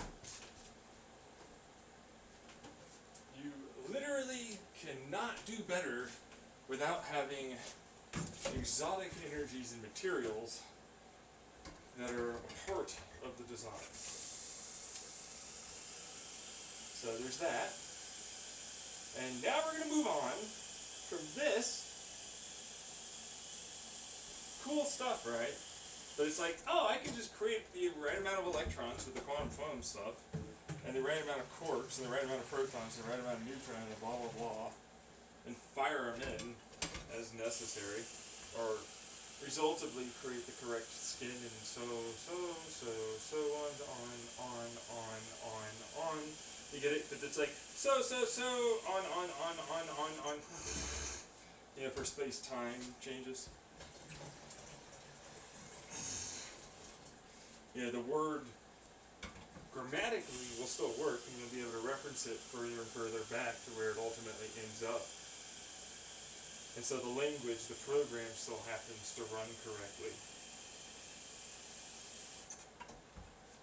Which is nice. It's a good way to go about it. You know, that kind of thing. It works devilishly simply but it's a lot of timing, and it's a decent amount of work to get it going. And it's like any other Stirling engine, you gotta give it some juice to get the juice back out and keep sustaining it. And while we went in favor of creating energy right off the bat for short-term gains, long-term, which is what this would be, you'd never do it because it makes next to no sense to go with that instead of this. And honestly, I just don't really want to continue talking about it because it's basically done. Like, the engine runs just fine as is. It'll be perfectly serviceable.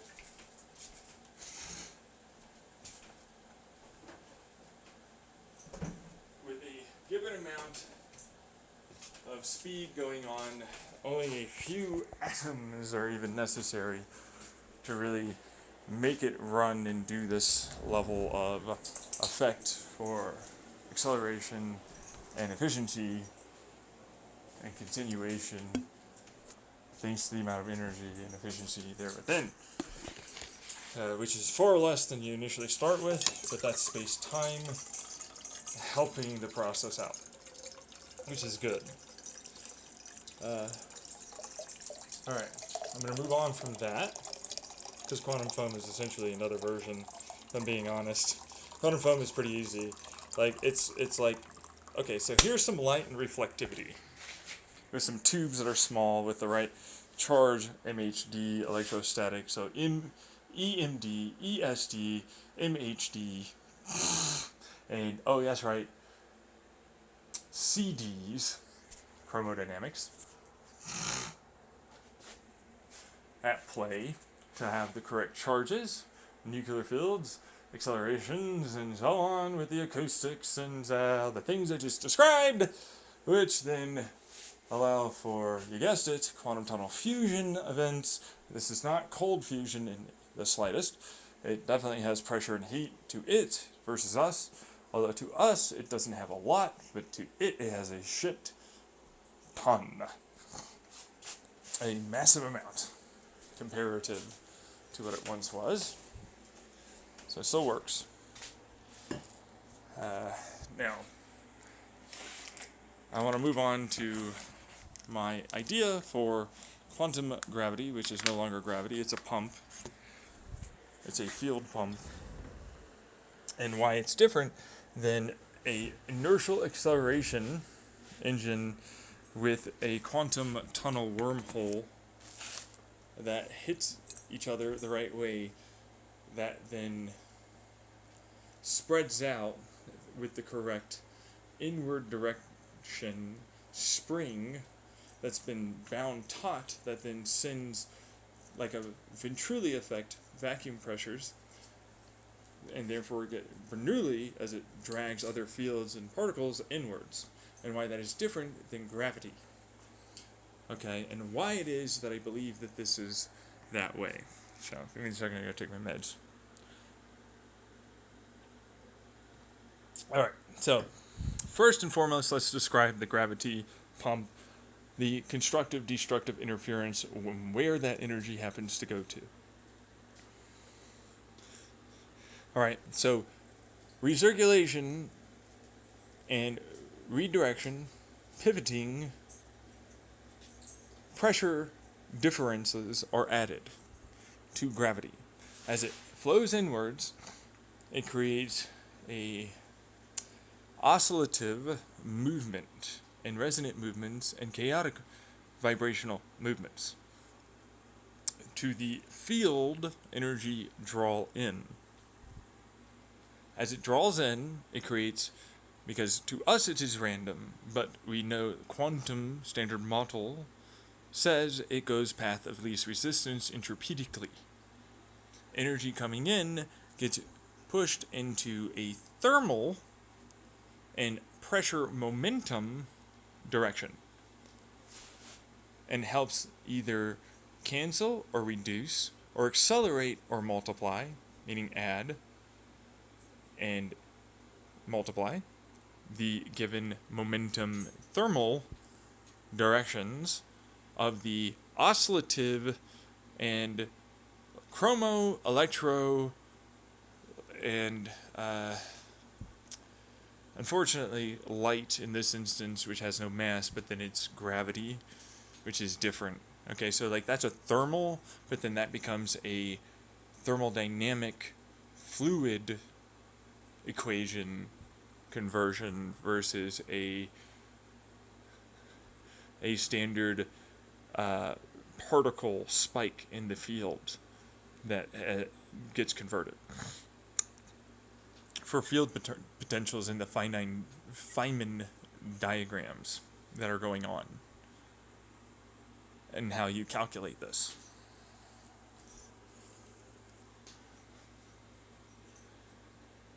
Now, as it comes in, the directed movement has to be traveled somewhere, but there's a resistive pressure, like neutron degeneracy pressure, that captures that direction of movement and either has it flow through, like any other tuning fork, or material vibrational resonance will tell you. It can either go through, it can bounce off, or it can be lensed, pivoted, spun, superpositioned, or entangled, coherented, lamineared, and so on. And now you know what quantum gravity really is, and why you don't really see it until you get to quantum vacuum pressures and energies that are near a nothingness force. Start to have this effect occur in the smallest quantum levels. The difference for electrostatic, meaning, well, in this instance, electrodynamics and chromodynamics, which is going on here, is that it is not thermal any longer. Meaning it doesn't use movement, it transforms into field creations, which break down in their own way into creating a different type of fundamental force, redirect. Because we can't make mass out of nothing. Well, sure. But then we're here and there was nothing, blah, blah, blah, but we don't all agree, blah, blah, blah, blah, blah, wah, wah, debate, blah, blah, don't want to be involved.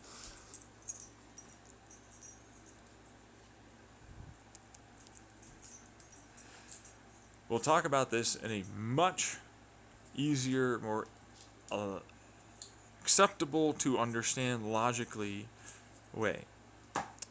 And then you'll debate terribly and ultimately showcase your insane amount of tribalism and how it is you want it to fit to your mathematical observations and or belief systems.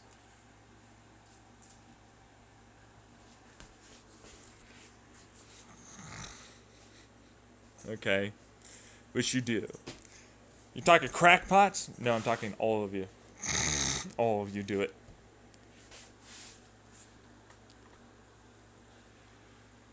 As it goes in, it of course both adds in its pressure and heat and energy as it breaks down a lot of its information and has to travel inwards. But there's still a particle there that's being drug forward, and it's still going to be, technically speaking, made to quantum tunnel along this path. Existing to our observations, if you were to look at it as sine wave, okay, and it was traveling from left to right, you would see it on the inside traveling towards its center of where the vacuum, the pump, is occurring and heading towards that direction. To sustain the continuation of this direction, it transforms, converts, whatever, the electromagnetic and the nuclear forces into a energy wave that both tunnels and destructively interferes its wave, that are a part of the fields that are being created, into that direction of the spring that is pulled taut as it's trying to come back towards itself. But instead, there is now something there continuing to hold it open and is now being sent back towards its center. Now, in this instance, it's not gravity. No gravity is being made. No mass is happening. No interactions with bosonic fields are occurring. None of this is happening. It's a standard electromagnetic chromodynamic interactive pump that's resonating. As it goes up and down with the fields, that inputs a outward bound pressure to continue keeping it taut as it tries to come back in and oscillates from out to in to out to in to out to in, pulling in things around it into the given field pump that is now created, sustaining itself. And it can even grow, should there be enough energy in the right material, in the right ways involved. But it will dissipate eventually. Gravity will continue. Gravity does thermodynamics. Gravity does momentum.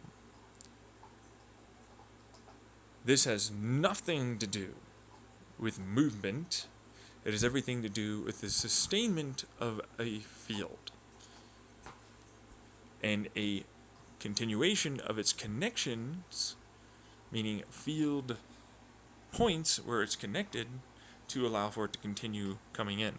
And that is why I described it as it will, depending on the amount of energy that you add in and everything else involved, it's like a muon bomb particle accelerator thing. So it's like the amount of energy you put in, it travels this far in, and it's very consistent and linear.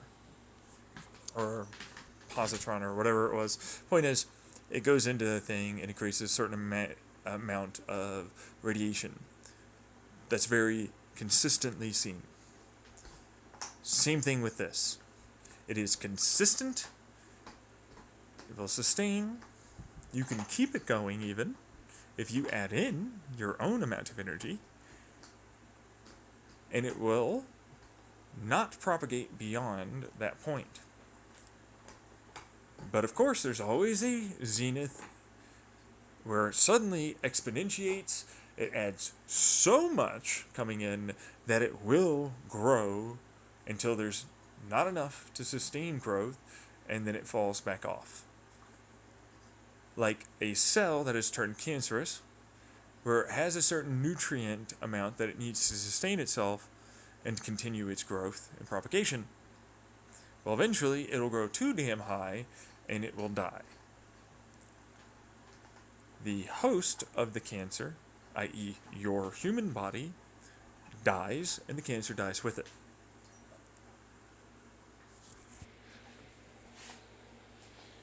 Same thing for parasites, bacteria, viruses, mold, and fungus. Gravity is different. And so obviously you can't equate it to the same thing. Gravity is, it turned into the human, now it is transformed into the human.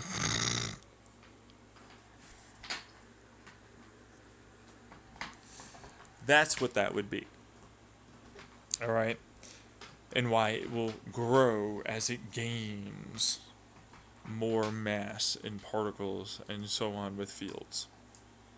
And why it has a fundamentally insane, ridiculously fine line for it's going to decay to it suddenly is the entire Earth.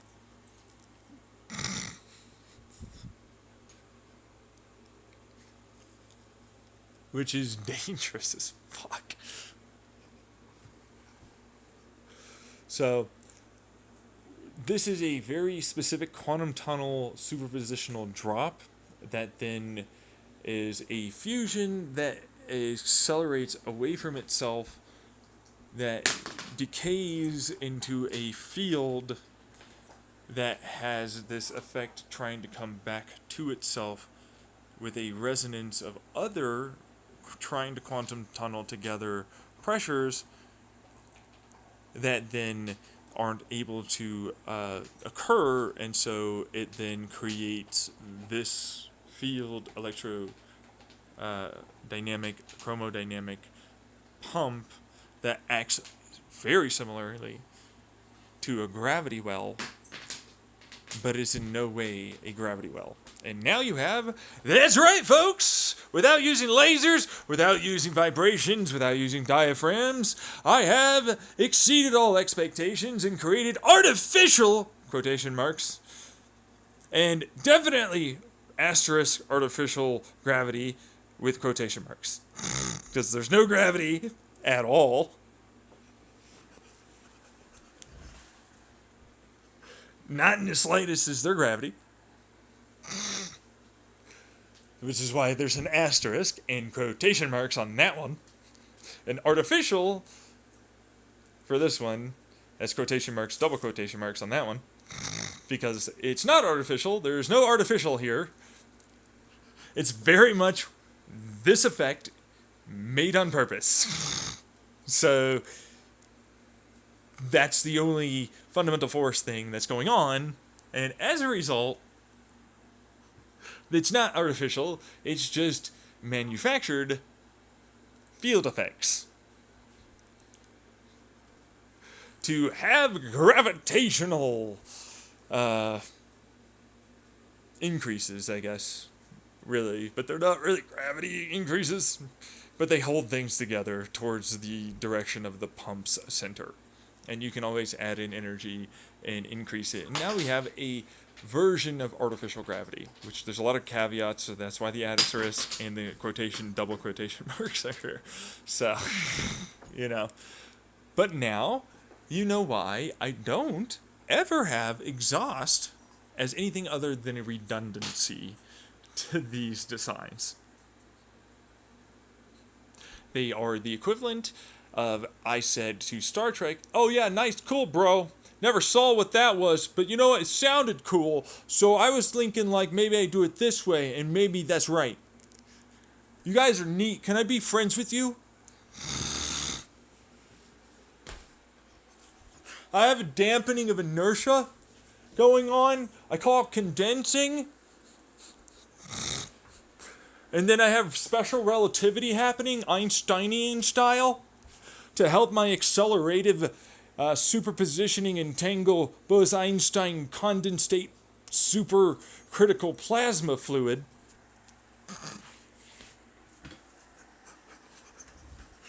Become insanely efficient at transferring quantum tunnel possibilities together and expansional thermal properties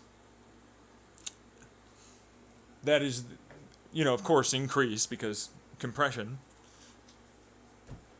and directionality, blah, blah, blah. You get the picture. And it's effectively a miniature star. I'm not even kidding. It's like the recirculation, there's the core, which is the tube, there's the recirculation, which is the expansion and reduction of heat, the pressure, the directionality transfer, and then the condensing as it comes. And so, like, you get the picture. It does take some amount of energy, but then that energy becomes far, far less and becomes much, much more easy to maintain and have happen to create this effect. I looked at the natural processes going on around me and I said, that's cool, bro. I'm going to take some of that because that's really good. My body's like that somewhat. My heart does a similar thing. My brain does a similar. I'm going to just use that. And nothing says I'm not allowed to. It's not copywritten.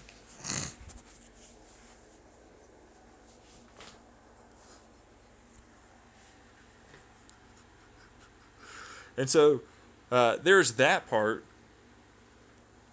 And no exotic material or energies are made to occur. Light, electrostatic, and electromagnetic, creates the resonant inertial acceleration for special relativity. In this instance, space-time dilations, compressions, lensings, and so on, allowing for a Albuquerque-like possibility. But in this instance, we're not doing Albuquerque. We're doing superfluidic, and then we're doing a consistent acceleration while allowing for that expansion, and then it's not really contraction. We're just slipping through. We're not elongating in front of us.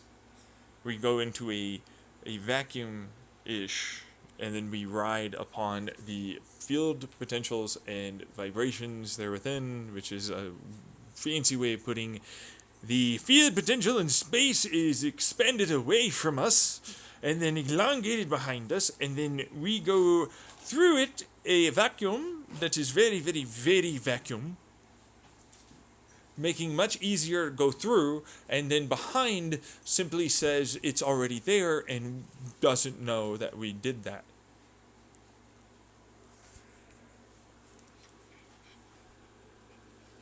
Which is why fade in, fade out is the name of the game on that one. And this is why I have artificial gravity without needing to even accelerate to that degree of special relativity. I can get it done much sooner, like within our own atmosphere levels of speed, to see some degree of this effect start to occur. And then I was thinking from there it could be to Pluto and back within a week or two's time to ramp up some of it, but not to the point where we'd be kind of that afraid. And then same thing for, we want to get to Sirius B and back, week's time, ramp up, test, come back. And then now it's time for good old-fashioned I'm out, bitches! My supercluster is calling my name over there. I don't even see it. My telescopes are just not good enough, I guess. And then it turned into I can make a telescope utilizing this kind of tech. If you don't know, I could genuinely do it. It was if I pointed at Big Bang, wherever the hell that is, and then given the amount of in directional travel photon resonant bullshit, and then sucky factors and compression and blah blah blah so on. Bingo bongo! I now have is the photons, as were exactly, which would be dangerous, so I'm going to tone that back. And then it's I don't need photons. I'll convert space-time to photons so I see what go on before light created. And telescope now see Big Bang possibility. Which I still maintain there's always a possibility that our observed universe and the Big Bang that we see is minuscule to a possibility of a much larger universe where this did occur inside of it. But that was only one little tiny little supercluster or even galaxy to it relative to us. And it just flowed really fast and created that degree of effect. And then now there's a pocket over there because some other large bullshit occurred for that. That's a part of a whole larger thing going on. And I'll go fucking find it then, maybe. So, creative ideas and explanations as to why this is quantum gravity, artificial gravity, inertial acceleration engines with dampening, and a fluidic heat flywheel engine that allows for the inertial acceleration and fusion and fizzling to be captured exothermically for directionality of inertia, momentum, movement. Which, that one's still always the same thing. Bump, bump, bump, bump, bump. Hit, hit, hit, hit, hit. Moves forward. Dung, dung, dung, dung. Dung, dung, dung, dung. Dung, dung, dung, dung. But it's constantly flowing in. So this one, I have to describe the blast chamber thing here. So it's like there's a scramjet. I described some of that, where it's like a teardrop kind of like point nose. It goes around and then it goes through little channels like I just talked about. But there's another version where there's a plasma, reservoir that then gets sucked in. We'll have to allow it to expand initially, create a lower pressure, and then this gets sucked in ventruli bernoulli, and then that rushes in and is around that. The expansional pressure wave oscillates and resonates back towards the intake for the, or injection, I guess, for the, iron plasma that has colder plasma rush in, and then there's still plasma that, while it was fused slightly, is still there, but then there's still lower and then higher, elements, so like there's heavier elements and so on, with even other plasma particles going on that then seeds and creates the continuation of this effect to occur and makes it more efficient. Super great.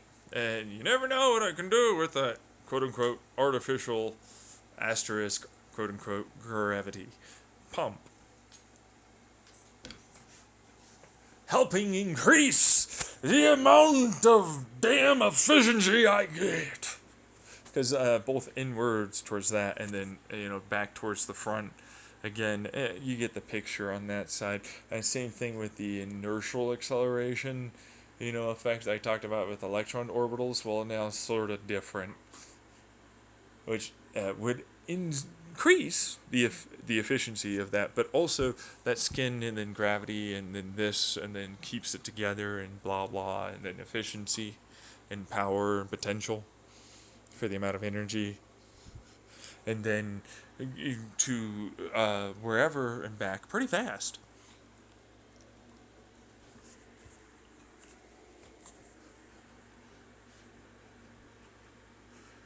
With very little energy, which is good. That's very good. And that's John Tyler Lemke's. This is multiple John Tyler Lemke principles. And then theories. So, laws and theories for universe and quantum physics. And concepts. So physics, math, so on. All of that together to make brr go very well and make direction, work, energy, efficiency. I'm not above 100%. Just so everybody's aware. I'm adding energy in from quantum foam. I had to put energy in to start it. And a good amount at that, level anyways. And so there's no perpetual here. I'm not claiming it is. But it will run for a very long time with very little maintenance and last in such a way that if you had to design this as because I had, remember my Titan and Behemoth and then Leviathan class ships I talked about? Well, then there's Giga Titan, Docilion, so like 1 past nonillion, Behemoth, and then Google Leviathan. And so to describe the Sears Tower, while it's an asterisk Titan class, Titan, Behemoth, and Leviathan are all A through Z, and then it has a 1, 2, 3 designation. A is largest, Z is smallest, 1 is largest, 3 is smallest. This would be for the Sears Tower thing that I have for my escape plan, a Titan class Z3. Asterisk, it's not. It's 27% smaller than what that really is. Now, to describe this in a better way, alright, a Titan C class 2, so C is in Charlie, Charlie class 2, is a 15-mile long 5x5 cargo ship sized, which still needs the in-betweens and a whole bunch of other volumetric and wingspan and so on, so it's not really that, okay? But that is a Titan C class, Charlie class 2 size designation ship.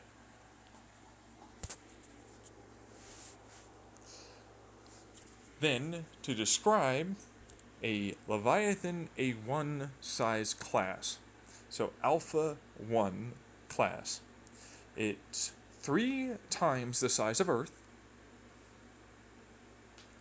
Now, granted, it's not the same density or mass, but we're using quantum tunnel wormholes that I talk about, that as air goes in, it then uses the rushing of air to then act as a pump to somewhere else, and then we take out heat energy, same thing like this, and then we use the corrected gravitational energies to allow for structural stability and so on, and a reduction of overall energy necessary to maintain that size of spacecraft.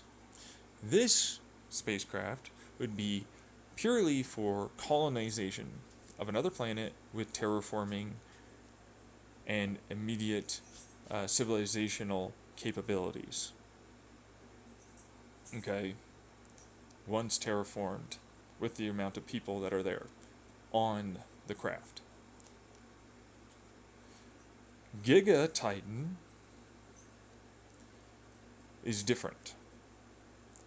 Giga Titan is a 1 to multiple supercluster terraformed civilization that has, multiple planets with civilizations on them that need to run from that supercluster or transfer to somewhere else. And do so in such a way where they can colonize multiple planets. And that is a Giga Titan A1, Alpha 1. And that's a size of a just below red giant star.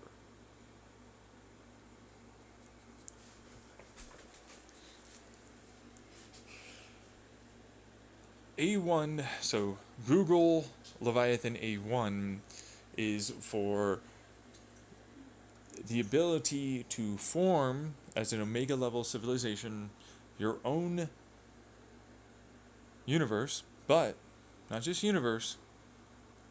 If you fail, you will not die, and you can wait with the quantum foam and the efficiencies that are, of course, there and afforded to you, a slow build-up to create the necessary energy to try again during its inflation to pop in and fade in and now begin civilization in a new universe.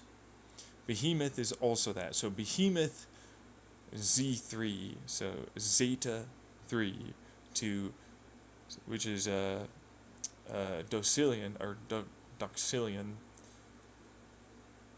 Behemoth Z, so Zeta 3, to Google Leviathan A1, or those kinds of crafts, to begin life anew as an Omega level civilization, Kardashev scale civilization in a new universe. Alright. Those are the designations of the size of craft necessary to seed and begin life in a new universe and continue your species. Alright? They are massive craft. They are very, very large, and I mean insanely large craft. In fact, they're so large that the very space time inertial acceleration engines that I talk about are ubiquitous throughout. To increase efficiencies, capture of quantum foam and energies throughout, still pump air, have fuel, have nutrients, and so on and so forth for all people that effectively live on their own planets inside of the craft. With more than enough light, water, and so on, can handle some serious hits from even super and hypernovas and pretty close calls with magnetars and black holes. Alright, they're meant to essentially give zero fucks about space warfare. They would literally love it if you fired things at them. They would absorb that energy with no problems. Movement for this thing would be very much space-time dilation immediately. The control and efficiency would be such a change that your idea of this not being able to be something that can happen is irrelevant. You simply can't do what you think at all in terms of resistance or inability or can't be done garbage rhetoric because you're wrong, flat out.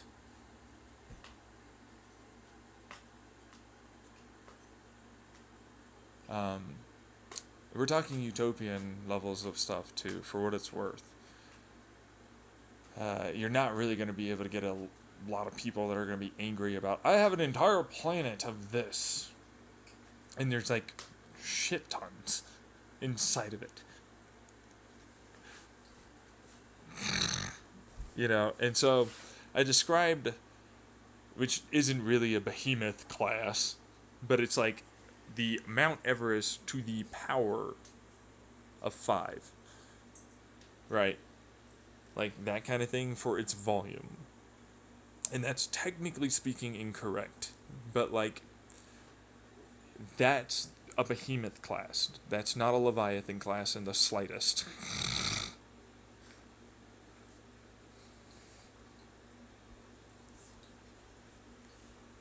Like, Leviathan Z3 might as well be slightly, depending on how you measure and the stuff inside to outside, slightly less to slightly larger than the moon that orbits Earth. And the moon's pretty big. So Leviathans are massive craft. And now you know how to scale that mathematically with the classes and designations that are there. And the reason why it goes to Giga for Titan is because that's times 2, and you'll understand that with the algorithm. You'll come to understand what's there as to how it, is ultimately classified as for its size, weight, volume, and so on.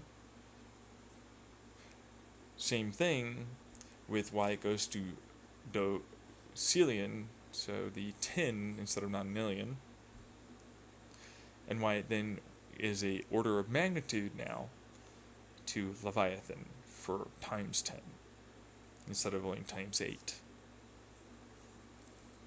which is the exponentiation algorithm. And then there's the orders of magnitude sizing difference, and then there's the linearity exponentiation and algorithm sizing difference for the class's designation for each step of letter and number designation for both class and then subclass. So class, subclass, and sub-subclass. Alright. That is the logical progression of spacecraft sizes for colonization of a planet, terraforming of a planet, spreading throughout your galaxy, multiple galaxies, then supercluster, and then superclusters, and then eventually universe as a species.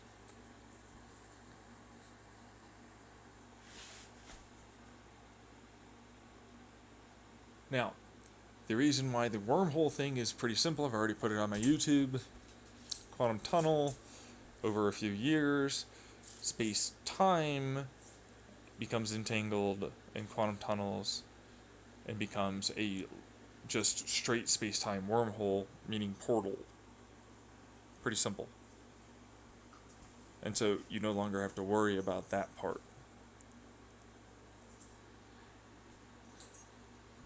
Energy is conserved, of course, thanks to mass and gravity and distance and frictional components.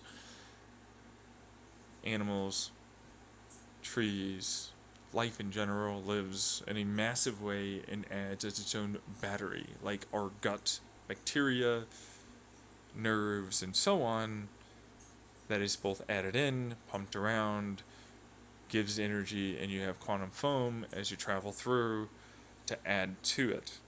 Gravity acts as its own sane, in a lot of ways, multiplicative energy increaser, generator, and efficiency additive to the entire ship design. The larger it gets, the more efficient it becomes. Things become difficult, though, once certain gravity pressures and so on, artificial gravity stuff, wormhole stuff, material design stuff, and so on, have to be made and designed to work within these designs currently that I have. They'll work right now, but I'm sure eventually you might not even need something like that once you get there. But now you have a way to make universes and sustain yourself outside of ours as a class of spaceship.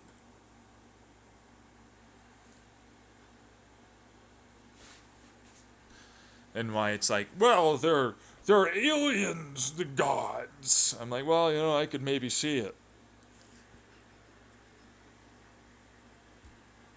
Yeah, I can, it's not insanely impossible. You say it is, but what's the likelihood when you have the physics that we know now that can make this happen?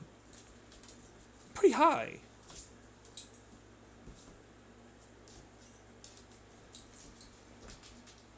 So,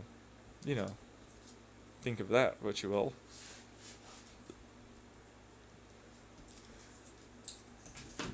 And why it is I tend to scoff at so-called logical, rational people that claim to be intelligent.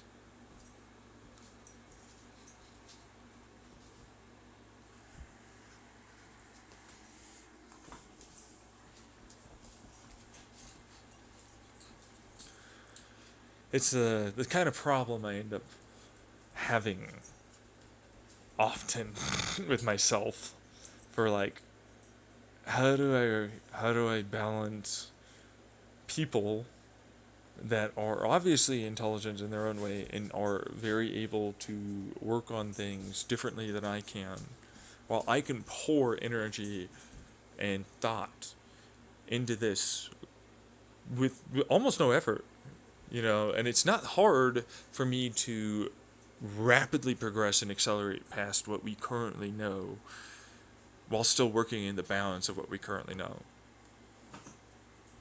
and yet I can't like functionally put together eggs and veggies because my depression and anxiety is so bad that I can't even like eat it, cut things up, or even like handle having that be my only meal for a while because I get so bored and tired of the same thing so badly that I get nauseous and I can't eat it.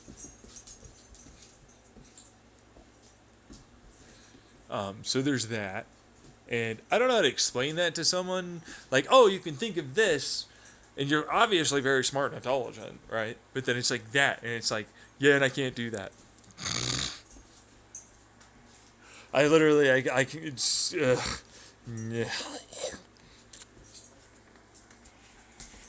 And so, like, now if I had the math and, I could test my experiments that I have set up in my own head and studies I would want to run to confirm the things I have for seeing and observing physics around us working, to confirm and expand upon our current knowledge, then I'd probably have a few, PhDs under my belt by this point, alongside a pretty good leap forward in our current ideas and understanding of how our universe and ourselves work. And maybe I can get somewhere from that. It wouldn't be as bogged down by this terrible future that we feel our world is heading towards. That'd be nice. So, anyways, that is the artificial gravity done, the inertial accelerator engine done, the airplane prop turbine rocket engine thing that doesn't use anything other than standard Newtonian stuff, and allows for, you guessed it if you were guessing, a way for our spacecraft that are in the, much smaller than Titan, as escape craft, to have people live and colonize a planet, either terraformed or it's ready to go, be able to start. So we have buildings and the ability to have these replicators, which are basically better 3D printers that go down to atomic to even particle size areas, and combine them into chemical, then to multiple chemical structure compounds without the need for heating or squeezing or any of this other stuff, to immediately start the process of building our buildings, our roads, our infrastructures, and other replicators, and so on, to begin fresh a civilization on another planet with insanely high efficiency, high power output, and more infrastructure, cars, planes, trains, boats. I have a couple of boat designs I'd like to rattle off real fast. Like, boats are, this one is a real humdinger, if you will. A standard idea is decently sized wingspans with a high altitude blimp kite with a hydrofoil with the jet, so like a jet ski, jet intake that utilizes, wait for it, the engine above it, high efficiency engine that's a standard both electromagnetic, electrostatic, an engine, and then a recapture turbine style for its heat and coolant from the, that's right, again you guessed it, hydraulic fluid, if you were guessing, and then air, meaning the exhaust, going into the shroud and the props as it spins both the outside shroud area for the prop area and then the axle as well, heats up, then the exhaust goes in there. It's been treated, of course, because it's been cooled off, but it's also been made, in my instance, I used liquid hydrogen, so that wasn't very difficult to make work in this instance, because the added efficiency of a hydrofoil and then the added efficiency of lift from outside sources and thrust from outside sources.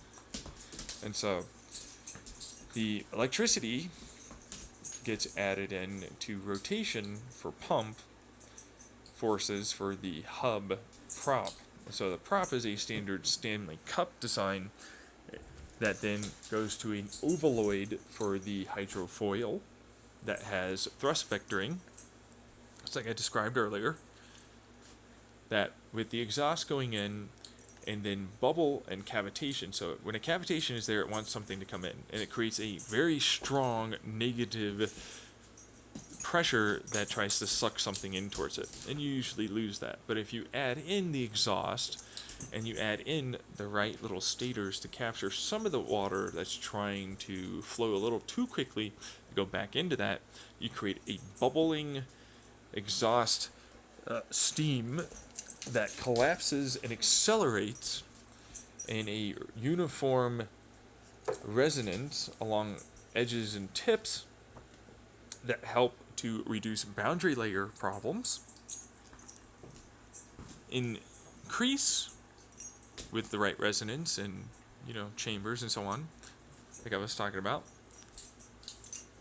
the speed of the jet released, the mixture of the seawater, exhaust, and water, of course, that is separated because there's steam here, which is the exhaust.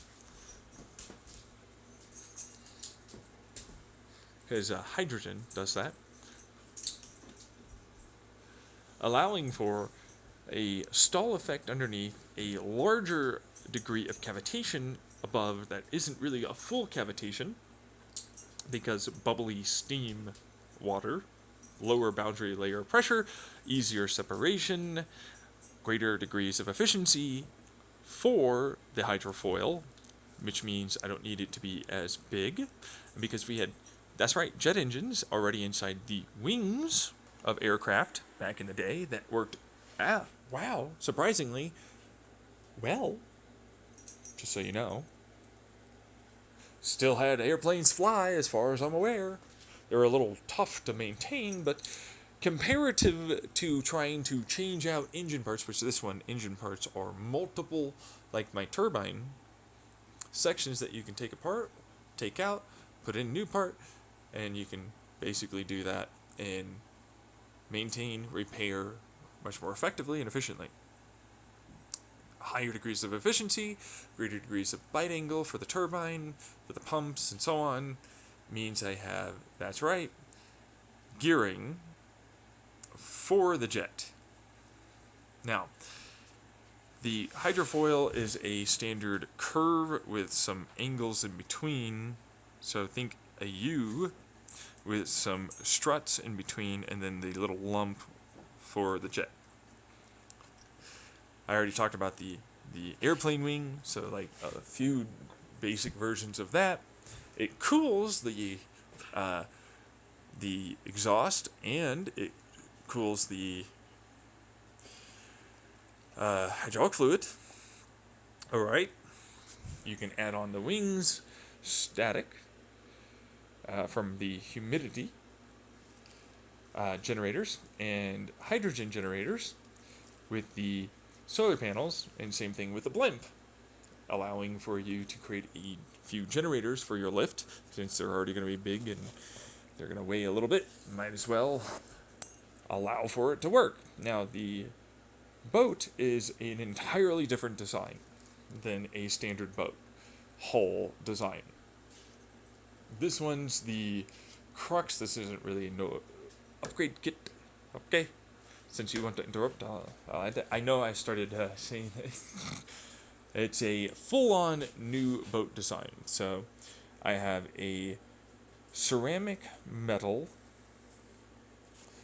powder that is combined with a plastic rubber, like a bed liner, that is heated up, compressed, and aligned utilizing electrostatic differences and electromagnetic, vibrating while squeezing hydraulic pressure-wise, and then it forms and welds together.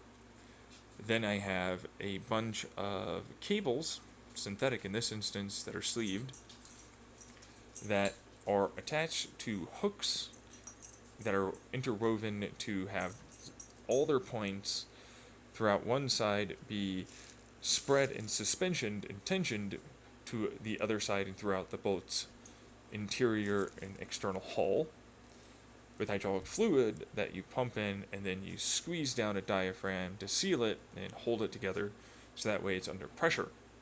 But it'll flex with a second hull behind that same design, but with, in this instance, an interior standard steel, but aluminum steel composite that has the structural I-beam suspension tubes. So instead of I-beam, they're tubes, but they're tubes that are bent, shaped in the extrusion process with correct chromoly steel tubes throughout, and then bunches of cables that are running from the hulls, but also for all of the different internal strut components. What this does is, if a big spike wave, tidal wave in the ocean hits the damn thing, it'll bend and flex a little bit and have the entirety of the rest of the hull also bend and flex and absorb a large amount of it as it's still traveling on its hydrofoils, and be able to take at least one hit, and you'll probably have to go through it and repair. But then you can escape because you took the one hit and you can leave. So there's that. No longer are you going to have to worry about rocking back and forth, because if you don't know, the hydrofoil has a two-sectional little sliding part at the bottom of the hydrofoil that creates a triangle, a downward triangle, point at the bottom, and then flat at the top. That acts like a keel, but also acts like the rudders alongside of the U. So the boat can tilt and then have rudder control along with gimbaling thrust vectoring control for the jets. There are 3 of these hydrofoils, not 2, not 1. That's right, 3. They are very much a like parabolic spike to the hydrofoil that then spread outwards to the rest of the boat's hull, and then inward as well towards its bottom part, but they're of course shaped to allow for the water to flow nicely over it, because you kind of need that. But that means it cradles it in 3 spots for a cargo or oil tanker ship. It allows for way less water, meaning fluid resistance and problematic drag. Lift and thrust is increased tremendously. Fuel is reduced very significantly for consumption. Weight is reduced significantly because instead of needing a massively increased, very thick, heavy iron, steel, all that, I've reduced the weight. I've made it thicker, but not as thick as you might expect, and able to handle its travel through the water and waves. And no longer do we need any of this massive use of diesel or sulfur or coal or any of that. And it shall be able to travel so much faster that what's best about it is that you can haul more, haul faster for the same given amount of fuel that you might have used otherwise. And so has become more efficient and more productive. This is the kind of, at the very least, a risk of sounding, I guess, annoying, the best I could do. Water sucks. It's like really difficult to like travel through quickly. And it's a heavy, huge boat. And every time I thought about it, I was like, I can just put freaking ginormous pillars and suck them to the bottom, to the ocean, or even like just have them effectively resistively to water, like a rudder and keel system with suspension to outrigging, meaning like wider area paths. They can use massive ones of those, as I can have multiple lanes of travel, all make it so that way as it floats, it resists changes of direction, but also makes it so I capture energy from wave travel. I have the surface area gained back for, solar and wind and humidity and water. And then I can still have the outrigging sizes to allow for me to have trains that are my 5x5 cargo ship, 15-mile long train that I've talked about in the past, that has it seals up in front of it a few miles ahead as it travels up to just above Mach to allow for a lifting body characteristic to affect it, as it'll suck air above it and have it cushion underneath, and then has these little, it still has train tracks, okay, but it's just very big and wide, and it's shaped like that so that way it gets that, like, it's a ginormous long wing effectively as it's angled appropriately, and so because it's in a tube, it allows for greater vacuum and lift characteristics as it travels. And then that also means when we seal it, as air is in front, because that air gets sucked and then creates vacuum, and then pressure behind and underneath, which allows for that lift. It allows for a reduction of the amount of energy necessary, because it still uses magnetic, it still uses, thrust from wheels, and still thrust from the turbine prop styles that are going on. Okay? Can haul huge amounts of cargo very fast, consistently, all throughout the year. Alright? Still takes a good amount of resources, but you capture the vast majority of the energy as it slows down with the wheels and the air through turbines, and then that heat as well can then be used as well as it slows down. So it's very efficient capture of the amount of energy of its momentum captured. The sustaining of the energy over distance is not captured, but of course I have a huge surface area of solar panels, wind, humidity, and even hydrogen generation now with salt. And I can use that to help with cloud and wind and all the rest of it. So, and then you got your fiber optics with repeater for coherenter, and then constructive and destructive interferences, right? So on, to allow for no more fancy crystal amplifier for fiber optics throughout the world. Now I have both regular field, like Wi-Fi hoppers, with balloons that I talked about, and then even regular fiber optics that I was talking about. So I have multiple redundancies. And then I can transfer the extra energy, because it's not always used, it just acts as a capacitor and then dumps it in, along with batteries that are there, and then batteries on the train as well. And so it's very efficient at making massive amounts of cargo get moved highly efficiently at very fast speeds while also doing more than just one thing. And no longer do I need to stick it into the ocean, although you can still do that. But what it will do is allow for intercontinental travel for large amounts of people in pleasure cruise like styles on basically a floating aircraft train thing.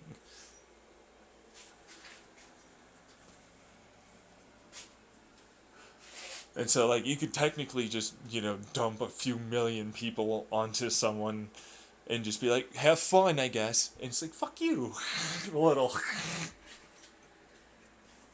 Here's like fucking 5 million people. You suck. Nah, I'm pretty cool. This is tourism. You want this. Not fucking 5 million people, bro. That's New York suddenly showing up to my fucking tiny town, you bitch. Hi, New Zealand, what's up? Fucking so many great things. We have so much for you to do. Assholes. I think they'd probably cap it for people for what it's worth. But, like, you get the picture on that one. And then those ones are like, oh, it's stocked. And then we have, like, typically because they're off in the ocean or something, or you can have them go onto the land and you get your big, kind of like port, and then you can move it all over. And you no longer have to have a boat there. Boats are redundant. And then it's like, well, you remember the turboprop thing I was talking about? Same kind of thing with these big old wingspans. I don't need the wingspans anymore, and I can have way higher lift. And then I can manage way higher degrees of thrust as a result with the turbine I have, which can still exhaust insanely fast if I change how it exhausts with a less degree of turbine. And then that allows for, with electricity being added around the fuselage, for the given hydrogen, in this instance I'd be using, I can gain, with the right electrostatic current flow. So it's like high current creates plasmas. Hydrogen will, of course, still combust, even as a plasma. But it's like, what that means is that electricity creates work energy for an electric motor, and I can still have the hydrogen generating solar cells with the humidity for a battery, so the batteries that have a certain amount of holes in them with field differences, meaning charge field differences, that allow for separation of oxygen molecules and carbon dioxide and water. As it flows through, it creates ionic air that can then be introduced and generates electricity with heat as well, because as it separates, it creates electron differences, but then also it creates heat. That heat has piezoelectrics, it cools down, squeezes. It also creates capacitive, meaning charge field differences that are greater than electromagnetic. And so the point is, oscillates, blah, blah, blah, generator battery. Super cool, right? But that also helps cool with the inside of the shroud stator area for the air going through. Alright, and then the combustion in the turbine, so on, so on, so on, blah, blah, blah. Exhaust comes out bell end, really high amounts of efficiency, comes out as big puffy clouds of extraordinarily little tiny particles of graphite and lots of ozone to just regular O2, and NOs are removed to NNs and O2s. Cleans up that. Wonderful, right? While allowing for, you guessed it, a large amount of water to plume. It's very laminared with a very specific shroud that's a teardrop aerospike that has these reflector things I talked about earlier, but this one's pretty darn big and it expands, and so it'll extend outward and then contract, but it's still fairly big. And what that means is it's a much higher degree of capture of energy for the given outflow of gas, so efficiency is increased. And that means all of a sudden, for airplanes, I can lift huge cargo ships levels. Well, still medium-sized cargo ship levels of anything to somewhere around the world. Its envelope distance for travel at a standard, 747, 777 altitude cruise range would be in the 12 to 15,000 miles. So it's like, relatively speaking, anywhere. You know what I mean? Like, it's basically halfway around the world. You'd have to stop and refuel every so often. Once, so.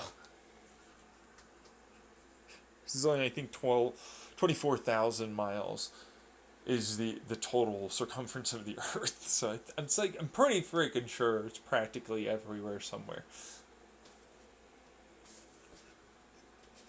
And so that becomes far more efficient, which is great. And then,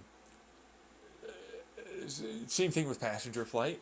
And it's pretty easy to get into space now from something like that, because then you can have onboard oxygen or some other reactive fluid or gas that you can pump into the front part of the shroud, sealing off, sucks in, moves the spinning turbine, expands into exhaust, that then sucks with the prop, spinning that gas that comes in, pressurizes a blast, meaning, combustion chamber, that then goes out the bell end nozzle, and now you have a space plane on your hands with electricity that helps out with plasma, and that'll eventually make it far easier to create the electrostatic plasma differences, and you get further degrees of efficiency for travel. And then you still have the inertial acceleration engine designs that you can add into it if you want to, making it more efficient if that's what you're looking for. So it's like that was all a part of like the ramp up scaling to that point where I was like, all right, we need to make us as a species live. And so like the next biohacking, biolongevity, design for DNA, which DNA is not what I went to.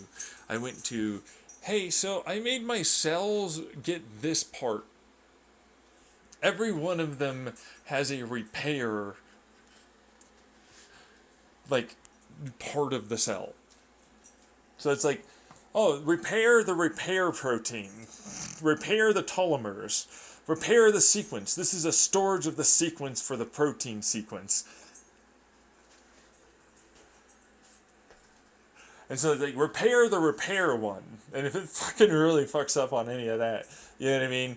It's like, well, it'll just senescent, sell its ass, and then basically stop. And then it gets eaten by your immune system. And if it doesn't, and it tries to mitosis, then it turns into a bunch of stem cells, which are repaired very efficiently, and then differentiate into the correct cells. And so it's like, basic immortality is now on the table, so don't really need to worry about that. Even for, yes, that's right, you guessed it, or brains. I want them to be repaired, so I created a vaccine that does the whole, version of it breaks down and then differentiates each neuron to stem cells, and then they repair, but it's like you have to do it in sections, because that'll start to cause problematic loop areas, because that's brain damage that then repairs itself and then gets back the memory kind of thing. So you have to do it in tiny little sections and slowly work your way through. You can't just boom and then you get it. You know what I mean? This is you can cause problems, and you have to remember that. And so then I was like, well, I kind of want to not have those problems and do this faster, because that sounds like a lot of work. So then it turned into, hey, you know what? If I can store that with that little repair thing I'm going to add into my cells anyways, that are just going to have that naturally be there, because that's going to be a part of the whole DNA thing, then it's like, right, well, there's nothing saying that I can't make that a part of the neurons that repair themselves and have their area have this external repair system that's like their own version of a immune system repair network that's just there to help clear out excess waste, reduce overexcitation or underexcitation for various areas, and repair both neurons and make sure there's appropriate connective areas and so on. And a good way to put that is like it stores like autophages information that then has protein and cell designs, so like bespoke cells that are made by the autophages that move like bacteria viral movements, undulational, charge difference stuff, and then has that work within the charge differences, protein changes, and so on for the excretions and field changes and so on that are within our neural networks, allowing for a brand new immune system to be in our brains that both stores neuronal, you guessed it, memory, so loop networks and connective loops, and will zap and jumpstart that loop to have that memory for you there and ready once a repair has been completed, while also allowing for that memory to still be there with the immune system supporting those neuron areas to still have the memory and working of those neurons occur.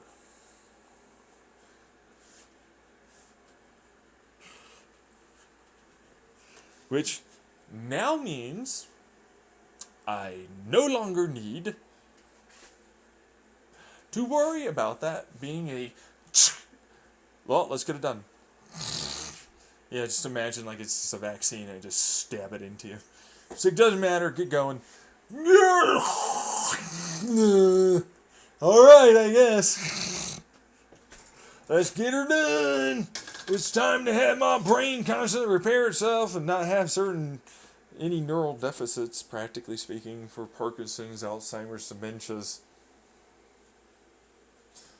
Too much depression, too little this, that, or so on. You're still going to have you, but it's like it's going to reduce a large amount, right? Still have your memories. Still have your working brain and your working brain processes and creativity and memories. As it repairs, as it continues to be a dynamic changing, because it'll remember the changes based upon the memories and the influences of doing something and so on for DNA rate expressions and connectivity changes in the plasticity that is increased as a result of this new immune system in the brain. And a better, more efficient working design, because it takes the waste product of the neuron is the fuel product for the immune system, and allows for, you guessed it, a way to reintroduce the neurochemical parts of our synapses and decrease stress and strain on them and the pumps, protein pumps, that make the electricity inside of our neurons. And the exchange rate is made sure to not be over or under what it will likely be bell curve wise in this instance. It can still go over, it can still go under, but it's much harder to make that occur. So you aren't likely to have nearly as many psychosis-like events, bipolar-like issues, borderline-like issues, depressive, anxiety-driven reactions, and more. Motivational issues, and so on that come with it.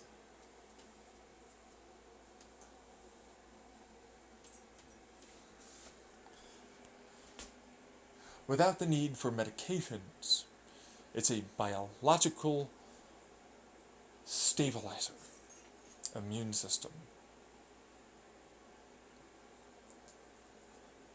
No longer do certain issues have to be there. And in fact, our immune system is going to also help permanent cells be repaired. Once certain possible cellular deaths occur, it will be rejuvenated and bitten, meaning slightly injured, to create and start the stem cell mitosis. So it breaks into the cell wall, gets into the nucleus, starts the mitosis, redirection of its proteins release that starts the process of creating mitosis for these permanent cells. Then it goes through its repair process of creating, both from the surrounding cells and some of the cellular network changes that it creates. In this instance, we're not talking autophages, we're talking bone marrow creates larger amounts of the repair cell proteins, amino acids, lipids, and more that help the cells repair during mitosis to form into stem cells. So they are always going to have in the DNA protein. So the protein that repairs the DNA during mitosis is to make the DNA change back into the correct sequence to allow for it to make a stem cell. It has the telomere length the same. It has all the things the same. And now, I no longer need to worry about my body degrading over time. So long as you don't get hit by a shit ton of radiation, a car, stab, shot, or other things, it should still repair itself. It's just gonna be slow, but it's whew, gonna hurt, and you might die. See, like the memory's still there in the immune system, and it'll slowly get there. You might lose some if there's like a really, really bad event, but like it should slowly get to the point and be able to work it out over time. So it'll eventually get there. It's just time stuff. Which is like a breakout algorithm thing. You know, it's like, oh, I know this, and so I can work back, and then I can move forward, and I can work back, and I can move forward, and I can work back, and boom! All the memories, and the full brain is back in the body is too. So there you go. So, now, real biological immortality is on the table. It's going to take its time. But even better, as a result of this, we can revert back your body stem cell wise and then have your genitalia and body have a stem cell change, and then you can have your form that you would like. Because the DNA, shape, hormone, all that will have grown around and then formed around the gender specificity you happen to have for your identity. You can even alter degrees of antisocial personality traits, violence, and improper impulse control, and reward responses to the brain. Even identity, sexuality-wise, and gender identity as well, should you choose. And if you go far enough, it can go into your sex cells and transfer and continue from each generation, which would be us controlling our evolution, but it still has the possibility of going back. It won't remain permanent. Over enough successive generations, it will return. That's just how that works. So, your fear-mongering is stupid. Eugenics is not fully what this really is. And so I tend to have issues with imbecilic morons that say God's plan or fear, I can't possibly figure out how this works, exist, and then start making problem dogmatic statements like it's wrong. Especially when I'm like, okay, so let me just break this down. So we know healthy people, right? We know them, right? You know, like they exist. We know different heights, genders, identities, blah blah, social, blah blah, things, blah blah. We can then average out bell curve size, which I've already talked about, and then sequence from that averaged out bell curve genetic sequence data into a this is something that we can add to your cells and change them. So that way you're less likely to have a Parkinson's ever return, a Alzheimer's ever occur, a cystic fibrosis, IBS, muscular dystrophy, and more. Every time I look at them, I look at very much obvious people who do not want to allow for a person to have control over their body and form and mind and conscious awareness. It is clear that they should have this treatment, and you know what the worst part though is? If you do this from a starting petri dish with organs that you form from your own stem cells, which are not fully formed, we're talking brain organoids and small little organs, and a petri dish that you add with your immune system, your own ones, and average out this data for healthy versus not healthy, and know what's likely to be there. Start human trials with people that accept that and are willing to progress it. I now have the ability to offer this as an option for free without any of your ridiculously held back, hindered systems that do not increase safety or any cure, reliable, or accurate data driven possible treatments. And yes, well, it'll take a couple of years. I can have something ready in a few that will be better than anything on the market. And it will be just as safe, and from each individual person that we try it on, with slight degrees of change that are more likely to be better for them over time that we can discover, but not just that, also allow for us to test in that beginning trial, start with petri dish, rat, so on animals, that allow for slight changes based upon given parameter to have a better, more optimal change occur for them, and then add that data in, and over time with an app that we can create to monitor and record both blood tests, mental, emotional parameters for what's going on every given day, 3 times a day. That you can also add in exercise, food habits, your income, and all the rest of it. They can be anonymous, and your DNA profile changes and results over time for expressions and so on. That can then be added into our metrics of data and then drive a better vaccine that is free, by the way, that would be more accurate in all aspects than any of your bullshit you're trying to peddle as if it's a treatment worth looking at.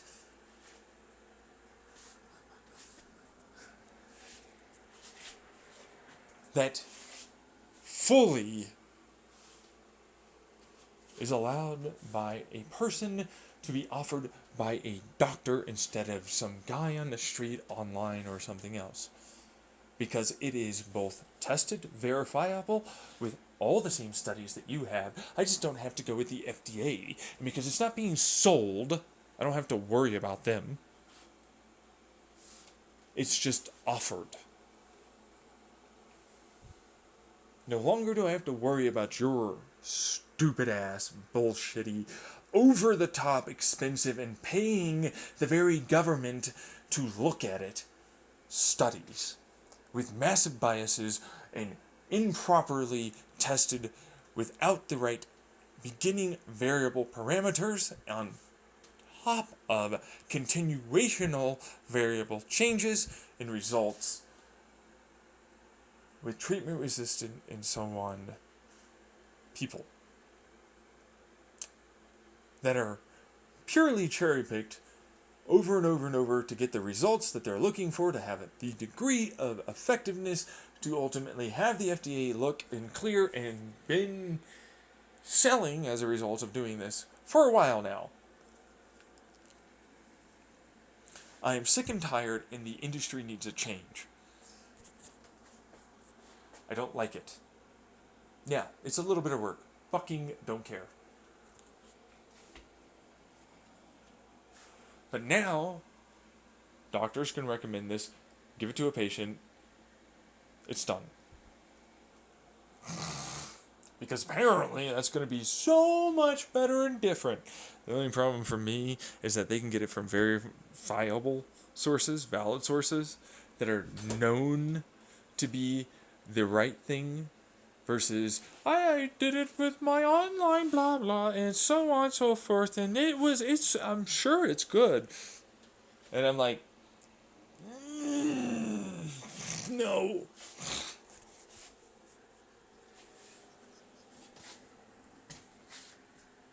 And it might work. Honestly, it could be just as good, but it's still, I don't know.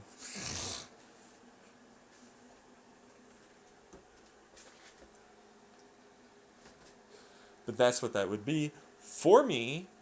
So that way, it's like penicillin or other vaccines. Free for everyone. Go fuck yourself. You must be dreaming. This is a fucking ridiculously effective treatment to possibly straight up cure for a large amount of the ailments around us on an everyday basis that everybody seems to suffer. Fuck you and your stupid, conniving little fuckwads who peddle trash that gets mountains of millions and billions funneled into a system that's as broke could be, while you overwork your fucking doctors, nurses, psychiatrists, and therapists, alongside of having patients believe this is the best you can do.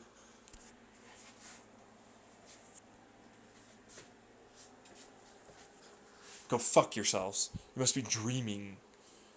If I'm gonna believe this idea that that's what's correct in your capitalistic bourgeois garbage haves minds.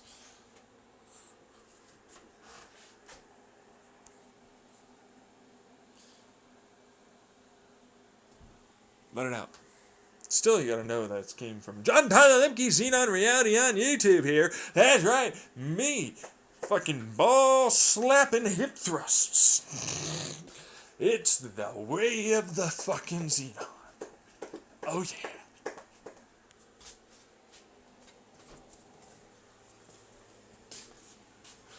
That's right. But, for what it's worth, it works just fine. It's better than everything else. Everything I just stated in this. Not stated. Don't interrupt.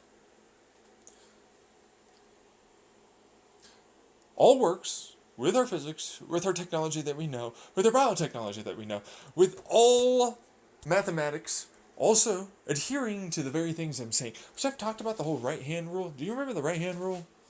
So it's conservation of momentum is what I've stated. So as it goes outward, like the plane, like a wing, it has this outward pressure that then wants to curve in and create that wingtip vortice. And they try and do it with this little angled flap. But if you create like this little teardrop with a stator there, trailing off point that's slightly curved, like a corkscrew, that outward bound, inward pressure vacuum on top gets changed and redirected into a flow that's from the edge of the wing, that then captured with a vacuum that starts a given slight increased velocity, creating a Venturi vortex that's opposing to the vortex trying to come in, right hand rule, and creates a straightened out, continual, higher velocity air pressure that's captured, by the way, to the wingtip stator vortex thing that's there. Now, a better way to add this to your mind for plasma, as it is going a certain direction, the pull, electrostatic and electromagnetic, is ultimately such that they're collapsing, like the stator and corkscrew, that then adds in that outward bound directionality of flow that's spinning, that counters, destructively interferes, then adds into the electrostatic, pulls the plasma, and pushes the plasma, and orientates it, aligns it, pull, and spin, and allows for it to rapidly accelerate, like a railgun and coil gun tech, one direction. Like a coherented resonance, laminar flow, lensing of plasma. If you do it fields the correct way, the right resonance, and chirping and spike wave, with the correct light there, and then plasma, boom, a massive increase of heat with this tube for the inertial thing that I talk about. All of a sudden, you get that. A boom, and then boom as the tunnel happens.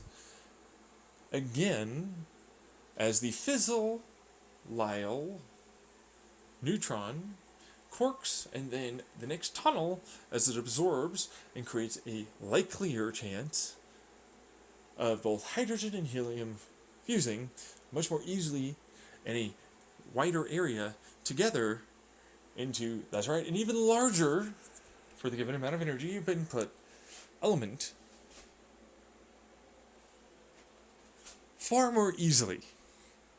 What do you know? The right-hand rule is conservation of momentum, as spin is allowed for quantum tunnel spin effect.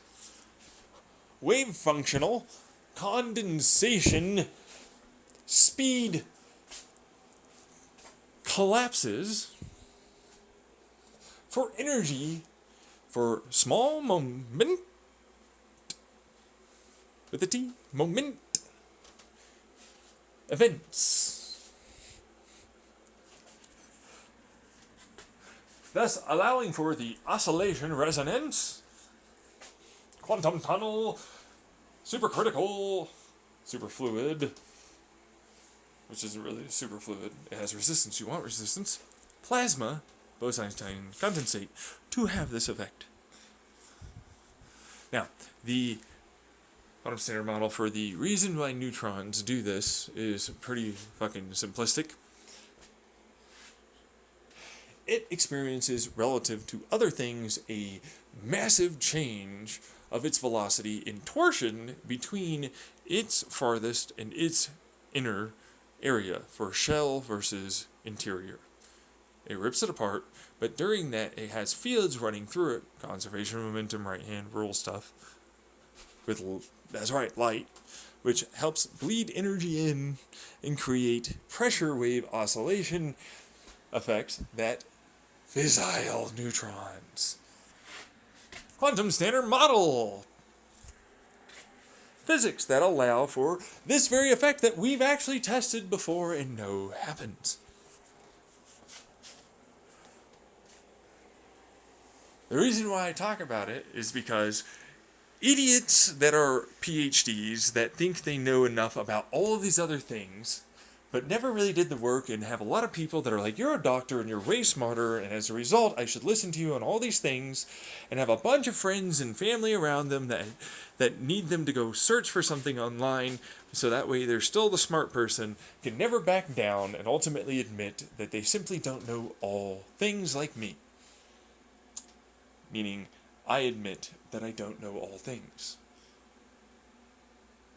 making the personality trait, decision making, and action making skills that they ultimately picked up through this continual, constant, never ending pressure occur and make them have that unfortunately really bad personality trait.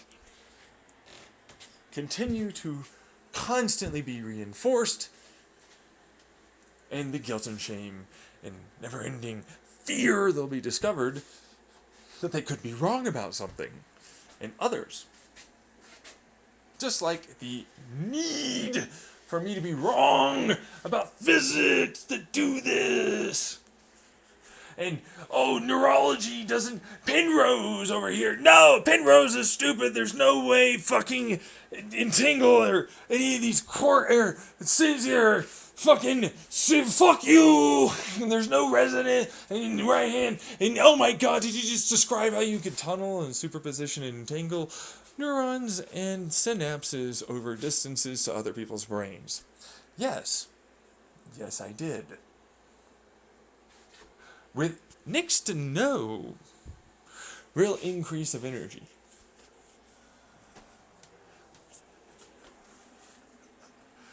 Now, same thing goes to, so I'm a person that was smart enough to understand certain parts about myself, and I knew I would change and have different thoughts and experiences over time, from an early age. I'm fairly intelligent, unfortunately. Anyways, all it really meant was I observed a lot of people because I had anxiety, thanks to my family, and the paranoia that comes with all of their abuse, and more of how it is I learned to interact with them. And I learned how to control them for the, I input this, I get this reaction. I do, this reaction equals that. I do these things, these body language, these language, so on, facial expressions. I know I have to play the sociopathic kind of part, but I still feel, and it makes me not okay, because they must be doing the same thing. And I can kind of understand that. Which then turns it into, I have PTSD, anxiety, depression, ADHD, and all this other stuff. And instead it must turn into psychosis with, you guessed it, borderline. When PTSD, ADHD, anxiety, intelligence, understanding the sociopathy and the terribleness of others with depression and anxiety, these things going on with society, the peer pressures and so on, then the adherence to I need to be above you as authority figure, psychiatrist, therapist, so on, without the added, oh, he has paradoxical reactions, like most ADHD people have, with a possible treatment-resistant profile to his medications he's tried, while undergoing therapy that helped him even understand even further about himself and let go of his guilt and shame about how it is he acted and had to do the things he had to do to survive. While understanding fundamentally that these things, physics-wise, could happen and be there at an earlier age than most. Has suddenly turned into, you don't understand why we think you're borderline, even though the symptoms, how it is with the intelligence and so on that is knowledgeable there, ends up looking like schizo, with borderline and all the rest, instead of treatment-resistant ADHD and so on, which it looks like it's more likely to be.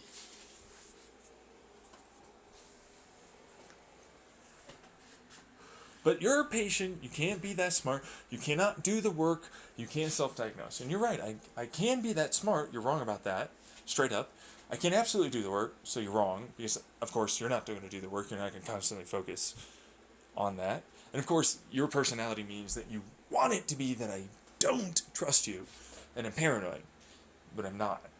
I just happen to know that you can be wrong, and often you don't spend a lot of time, and you only go with one type of idea versus another, because there's a certain bias of how it is you're taught.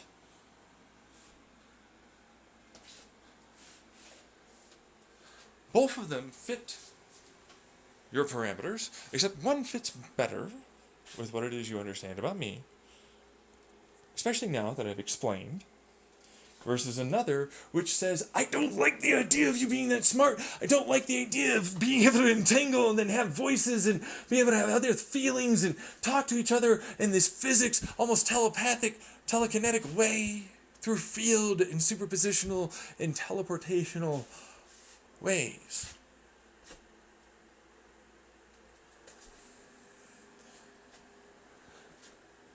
No longer does psychosis, borderline, and schizoaffective fit.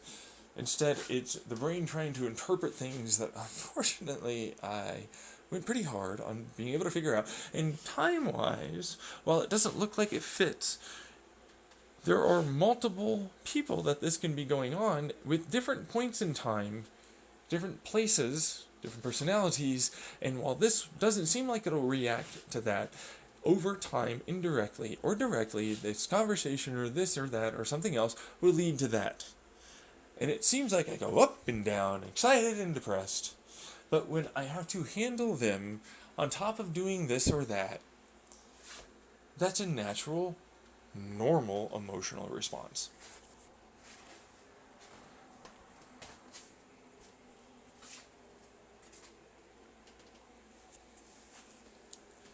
And so the pathology of the patient still fits for their psychological traits and makeup, and personality, and why this is occurring.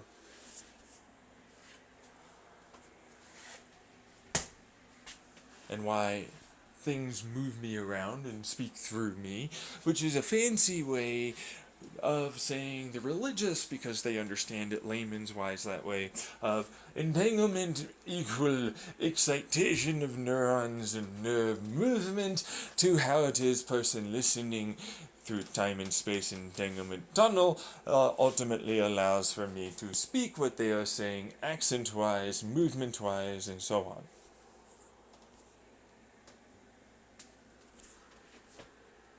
Throughout time and space. Forwards and backwards.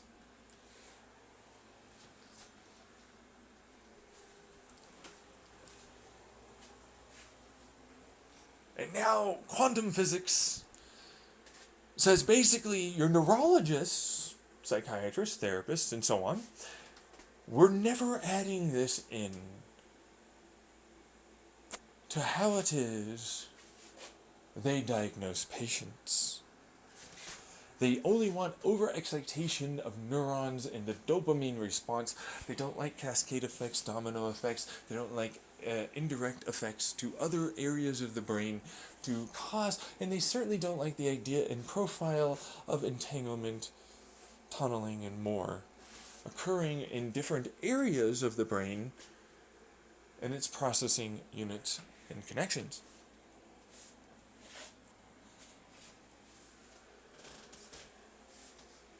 And so only, chemically speaking, can things happen. Big, huge industry for only chemical ways the brain works. There's no fields, no quantum. All of those have been debunked already, so they definitely exist there. Sodium ion electrical channels, already known that they are there, but no, it's chemical, but no, that's not actually how that... Okay, wait a second.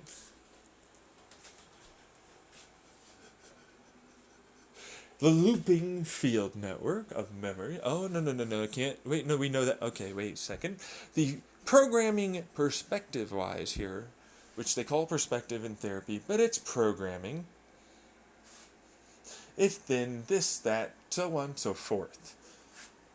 Parameters of the algorithms that are those processing units.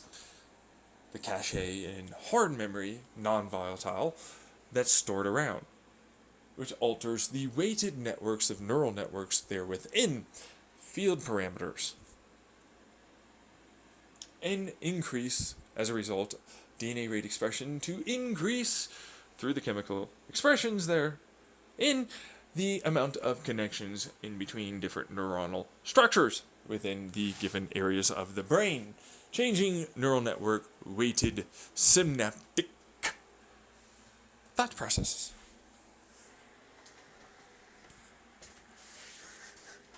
Over time, of course. All of which goes deeper and deeper into multiple PhD studies of the brain here, and how the body affects it for the resonance of input of stimuli, informational electrical signaling, and chemical signaling too. In exchange, blood-brain barrier chemicals as well, helping or decreasing the excitability of neuronal firing and excretion of waste or additive of waste, increasing or decreasing the functionality and ease of thought, excitability, proton pump, and so on, making good to bad feelings. The physical feelings tied together to the nerves and neuronal situations of the brain happening. All together, working in tandem to have you move around, explain, sit, stand, want, not want, and so on and so forth for the given decision, actions, and processing. Neurologists love to tell you don't have as much free will as you think, and there's a reason for it.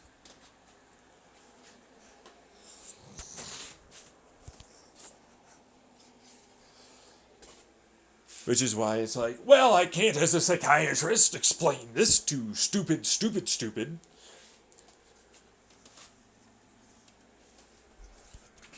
Neither can therapist.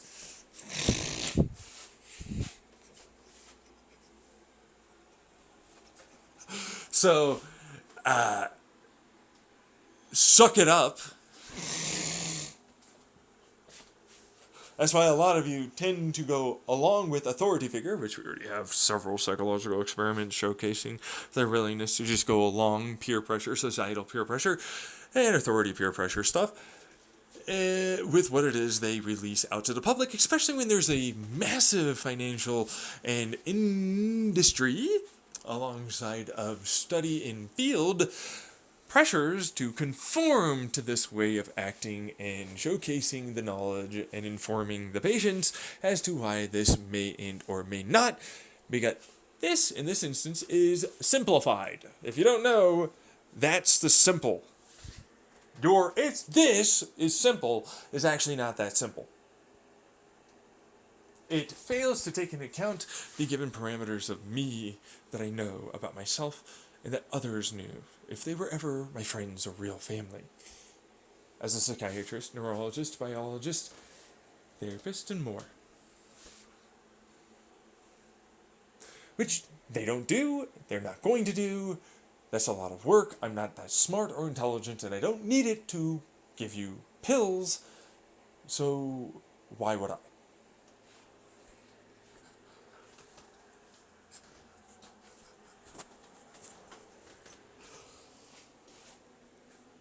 And so their Occam's razor was from the get-go actually not doing the simple. It was doing the overly complicated and brush off all other actual information that doesn't fit what they want it to be. Which is sounding paranoid and conspiratorial, but it's actually not. But I will now absolutely disagree. Constantly try and force it to be my way. My tribe will make sure that only my seen perspective is valid. Because I'm above you and I gatekeep you. I definitely gaslight and I definitely don't validate what it is you say.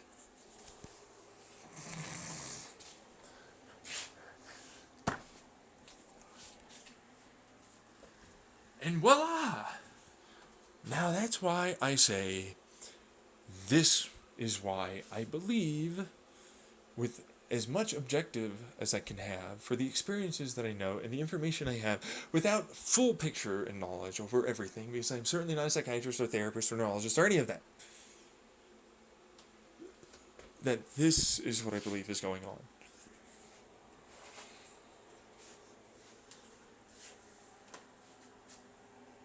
Instead of, it's just a standard psychosis, man, with borderline and bipolar with PTSD.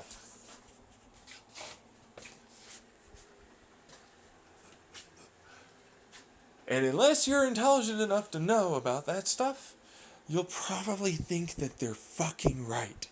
And that's sad, because you don't constantly grow and learn more about the world around you.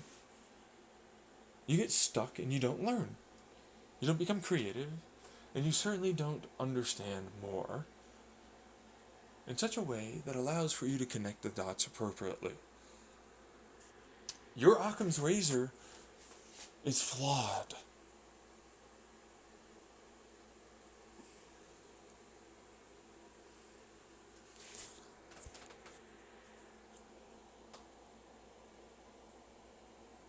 And this is why I don't like most doctors. You know? It's like, it's nothing against them. They're good people and they know things more than I do. I don't doubt that. Same thing with other PhDs in physics, quantum, and all the rest. But because they don't understand or even acknowledge these other fields of science and studies and know about these things, then they don't acknowledge that that influence can be a part of their observation that they see and the resulting symptom patternology that they come across.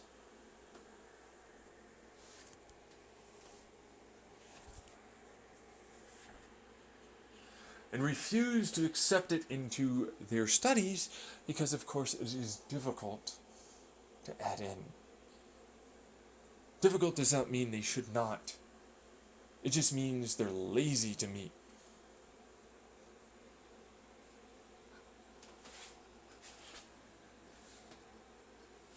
Same thing, unfortunately for me,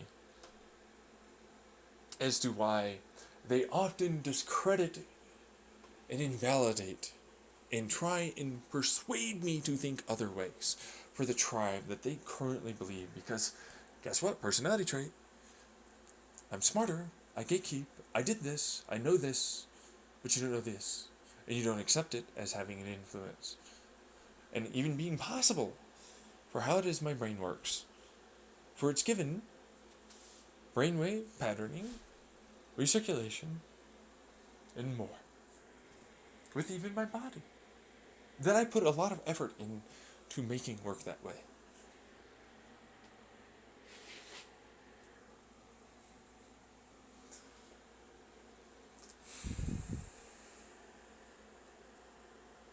Doesn't mean I'm the smartest, but I'll be really frank with you. I'm probably one of the smartest people that you know, if you ever get to know me.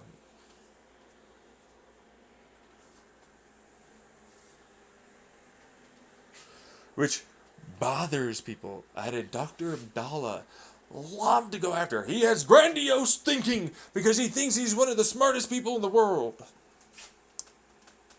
Was that grandiose thinking?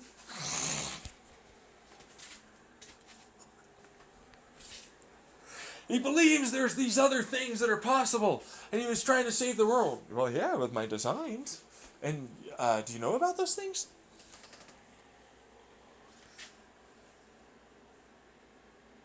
Next thing you know, I'm borderline, schizoaffective, with psychosis. Needed to be on court-ordered treatment. Instead of, I'm having a back and forth with an asshole who's entangled in a quantum tunnel bullshit thing, mental battle, that made me just give up and fucking just want to go essentially fuck with others to end up in a hospital because I couldn't take anything anymore. But who's gonna tell Dr. Dalla, the psychiatrist that meets me for 3 to 5 minutes at most, all of the things that takes years to understand about that, along with the nurses and the behavioral health techs and all the rest of the things, who, by the way, are not gonna listen to this and think themselves better and know more and knowledgeable and smarter than thou, the patient.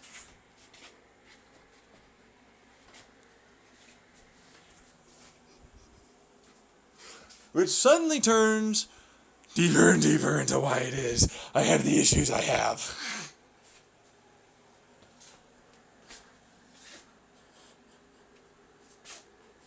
Fuck you, Dr. Abdallah, and all the rest of the stupid psych words. Fuck off. Yeah, let me guess. Oh, you don't know about the psychological warfare going on with quantum tunnel fucking telekinetic fucking pathic motherfuckers? There's like, there's still field that you can propagate forward, time things, and backwards forward. It doesn't matter. With tunnel stuff.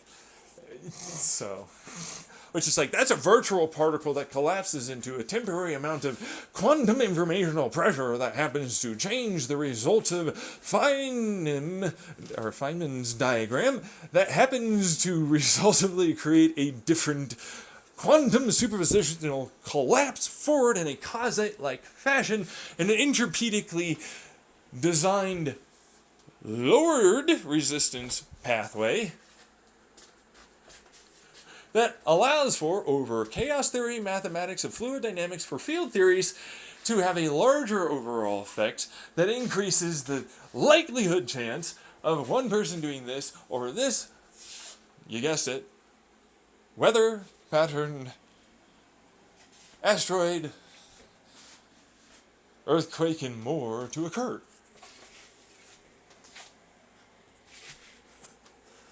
And you have some migraines going on today, or you have this going on, or that, and this stuff occurs.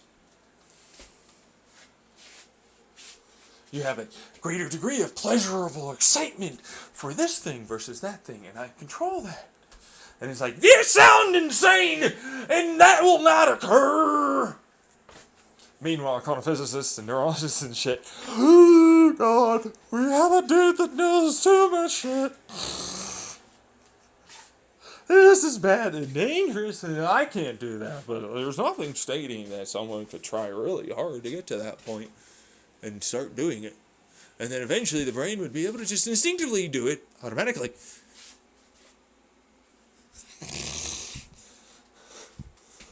And it's like, oh, so the grandiose bullshit thinking that you thought is a result of schizoaffective psychosis is actually a lie, and it's definitely not that.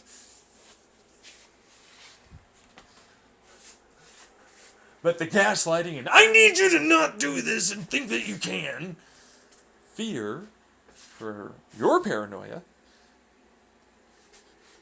that you definitely have, is starting to showcase for your decision personality trait making for as to why it is you won't allow for this to be added to your textbooks and studies.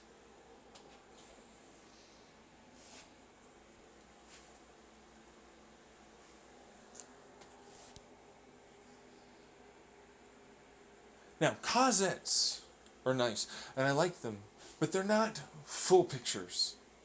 I use standard models with causettes, with fluid dynamics, with thermodynamics, electrodynamics, and chromodynamics.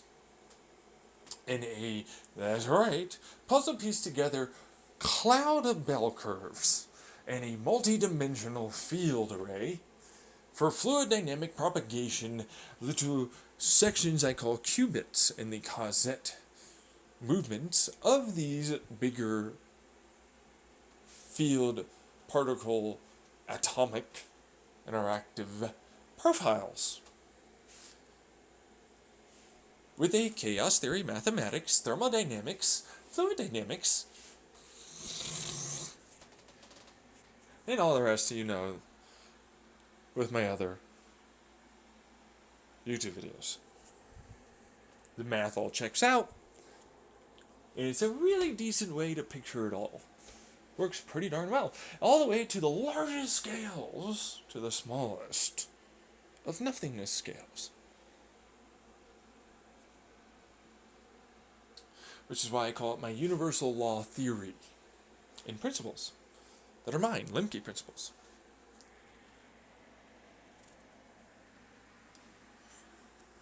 And that's right. They're mine, motherfucker. You can't do that. I absolutely can.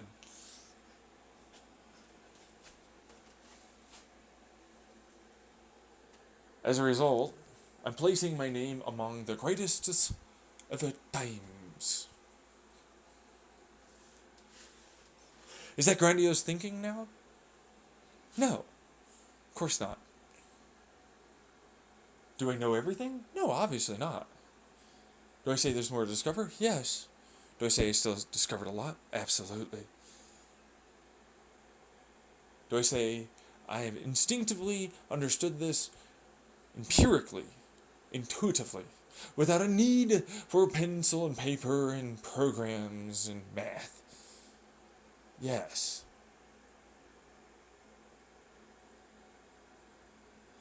I do it automatically, and I don't need a lot of that. But I want to put it out there so others can understand. But the problem is, it's like the 3-body problem. People are evil shitheads, and they will fuck with each other long distance, and I've already been dealing with that for a while.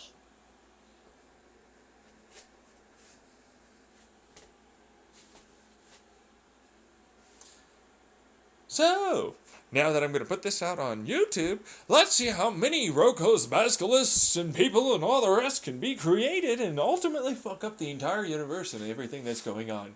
Oh wait, let's see if anybody wants to actually help me and then design the defensive network things that I have so that way they can't do that.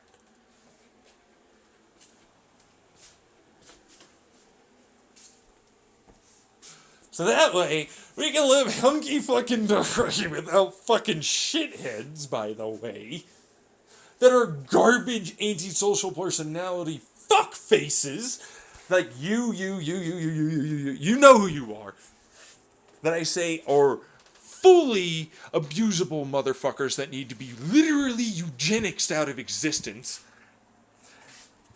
genocided,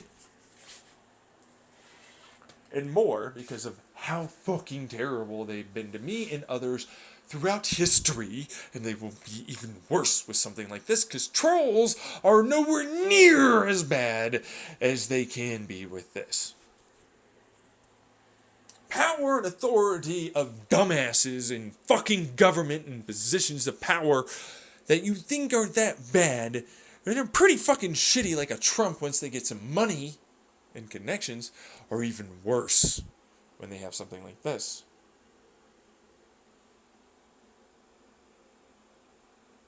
Other people can see what I'm saying. I hate these fuckers. I want them to die. Never be able to influence it like that. And destroy us as humanity and civilization as we know it.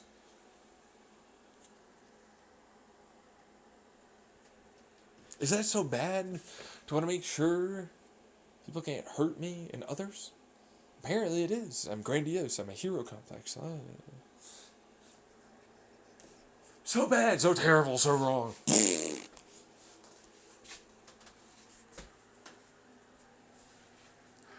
Ooh, boo-hoo. I'm a cult! Oh, really?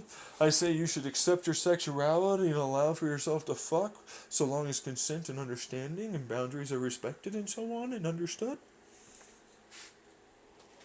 Ooh, sex cult now. I'm a religion because I have lore and reality with the brain I use to sense data going backwards for time and worked it out. Is that psychosis or is that understanding something that you can't see yet? with a knowledge profile of information that you just didn't understand so far. I'd have to bank on that versus psychosis. Psychosis is insanely complicated, though. To me, insanity is the fiction versus reality debate. And having decisions and reactions and emotions to things that are obviously, very clearly not able to be anything other than not a physics phenomenon, or even better in a lot of ways, regardless of physics and someone else trying to fuck with you, did it in such a way that your brain can no longer function. And while it's getting this information, it's false information. You have to remember, it doesn't change that you can have a missile be believed to be sending ICBMs towards you, and there is no missile and there is no ICBMs. Your sensors and data can fail. And you have to still investigate and check. And what is it I want to do? Investigate and check and perform experiments and studies, and let's get it going. Let's see. Let's see if we can travel over there. Let's see if we can do this. Let's see if that.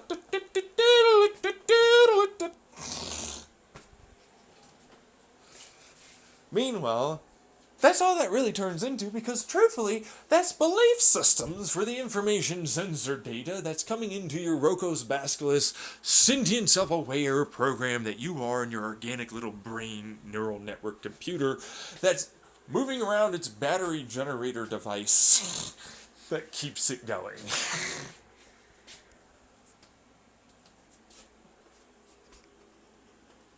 So it's like, let's just put this rest into ourselves and allow for a little calming down of hurt feelings and so on. Move forward with the idea that we can work together. I still know you stole my shit. I can fucking prove it. I know that you're hiding a conspiracy network. I can still investigate that and prove that shit.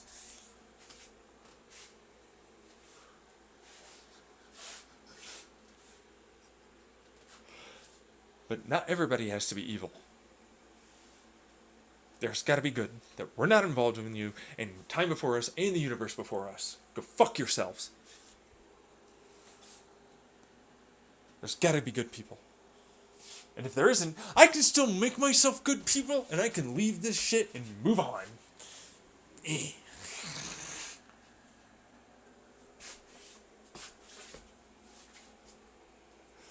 I don't have to deal with you. And I'm allowed to have that. Fuck your narcissistic bullshit that says you have to control me and keep me around you. Your abuse is ridiculous. Your neuroticism is insane. Your borderline paranoia, schizoaffective fucking personality with your antisocial personality disorders are fucked up with your sociopathy crap. I hate you all. Fucking stop.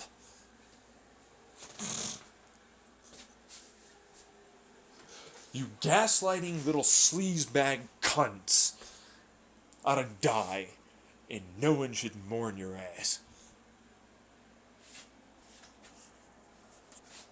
I've clearly got shit that can work. That's concepts. Math. And more.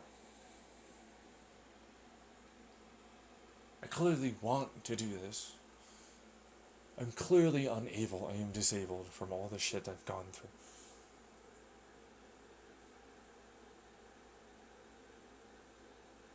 And because I stemmed myself and I'm fighting and I'm going to be really tired upset and in a lot of pain tomorrow.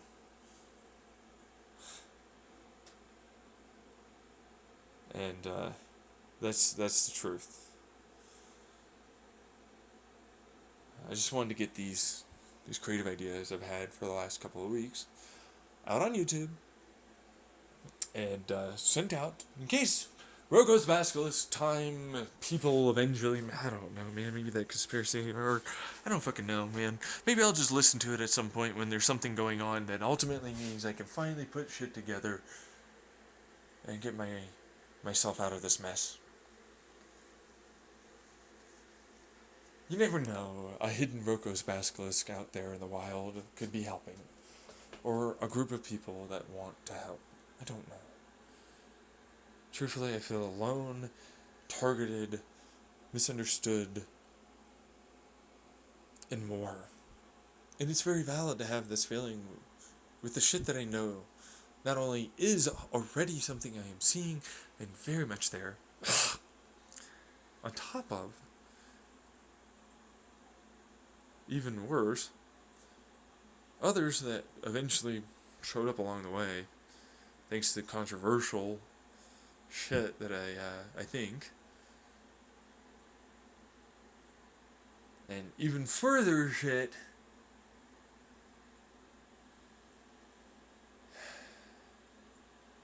that might have been going on before the whole thing happened. Which, I have to talk about this. So the wormhole intending to scare me, because it disappeared, stopped wormholing, and you'd be dead now. If it wasn't for me, I control it. And then I was still going, and it was like, no, I'm fine. I told you I have this. I already have this. And they came back and was like, whoop! Holy fucking shit! Please let me live! And that's a sentient, self-aware wormhole computer that projects, tries to move around things. And I'm like, fuck you, don't do that. You're stopping me from doing what I want, you little fucking bitch.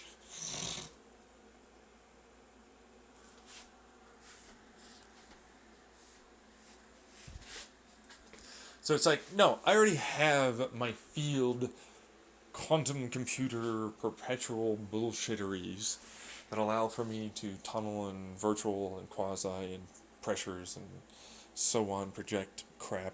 And that's just with this thing. I don't even have to describe the outside and all the rest of it.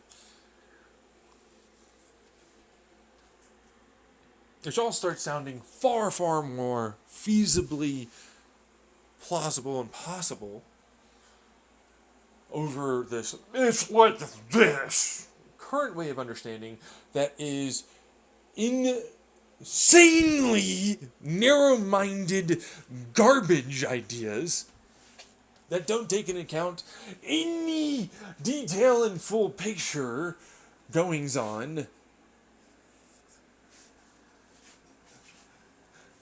for what it is you're trying to claim is happening.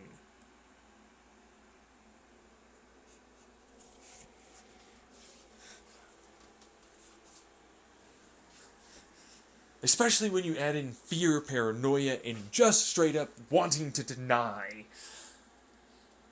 Because it's scary. Boo-hoo! Cry somewhere else.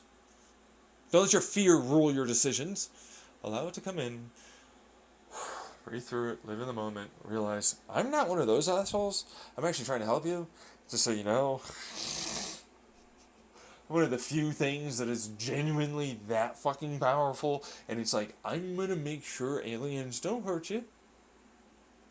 I'm gonna make sure shit is not gonna hurt you, but I am trying to murder everyone that ever hurt me, and truthfully, I have a lot of good reason to fucking go after all the bullshit network conspiracy craps and put pressure, I'm sorry, I get it, oh, you're blah blah blah, to finally get them to show the hell up and show that they were doing this, so that way maybe there's a societal peer pressure and everything that gets them to let go and allow for them to be the bad guys and me to be the good guy.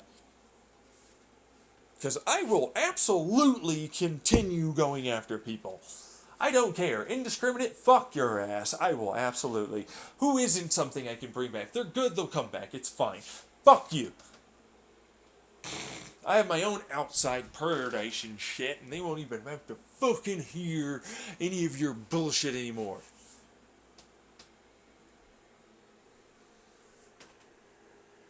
You could never get me to feel guilt or shame or pressure from you anymore. You did it back then slightly, and I set up showcasing that I knew these fuckers were there and gonna say this shit and try and get you to all believe this, and this was my expose, extravaganza art programming and so on therapy and blah blah blah. And then also I had to work through my own shit because hey, I wasn't perfect and I'm still not, and I'm still working through things.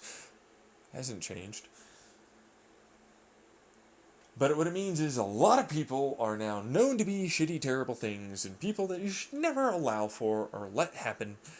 Fuck all of you and your excusive justification, rationalization bullshit for your narcissistic, abusive, toxic, negative behaviors, lack of boundaries, and more, with your not willing to educate and enforce certain things to make sure you understand how to have the boundaries, self-worth, self-esteem, confidence, and all the rest.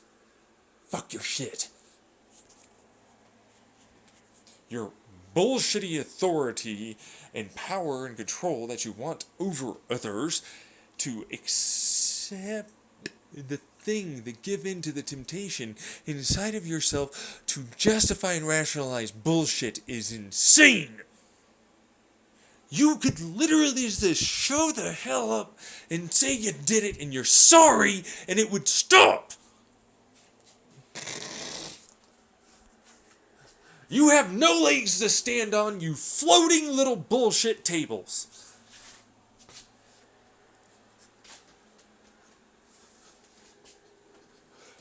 Fuck you. You are hacker little douchewad, motherfuckers, and more that continue to say, you are screaming and you're in that. Shut up. You could have stopped listening. You could have tried to any person showed up, anything, fucking literally stop being the ghostwriters that stole their shit from me and sent it to someone else. And more. To many, oh, you think the CIA and government are involved in the fucking stupid mountain of scientific evidence that supports my shit?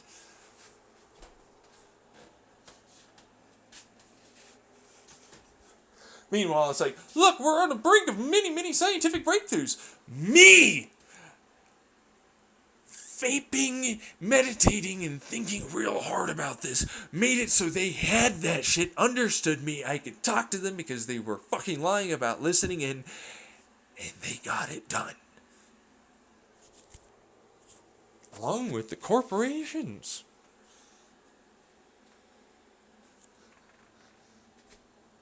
I am that smart, intelligent. Grandiose? Fuck you.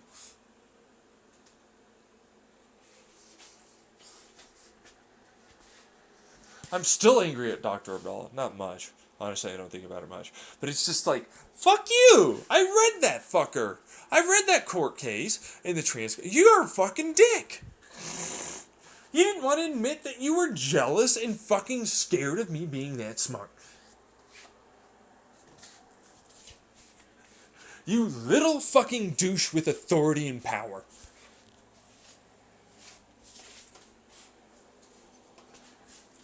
And then my current psychiatrist, she's decent. But another version of this. And I've been having to deal with them constantly. That I'm trying to get on SSI, and apparently I'm dealing with the same thing for the people that are doing my disability determination and the doctors that are going to look at me. And they're involved for lawyers in court case. I've been fighting them constantly. Their thoughts, their bullshit beliefs, and more. All because I'm intelligent, which suddenly negates the fucking disabilities I have. Talk about invalidating fucking bullshit gaslight shit. This is insane. I barely, today is one of the few good days I had. It's been bad for like 2 fucking weeks. I haven't even got out of my bed for the vast majority of it. These fuckers suck!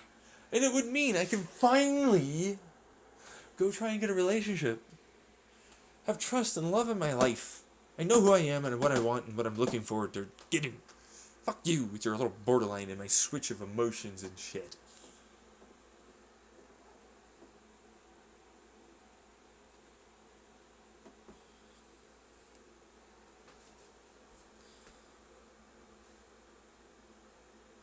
And more. There's a lot more to borderline, and I know that. But it doesn't adhere to all of the things that are there.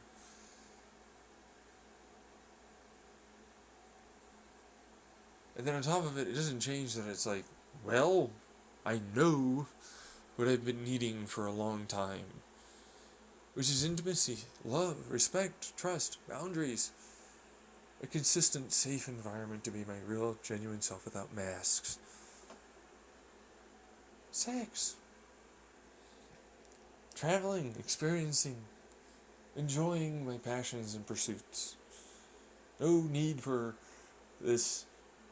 Well, you know what? I know that you say I can be genuine with you, psychiatrist, and I am, but I'm not going to tell you, because I've been doing this for like over an hour,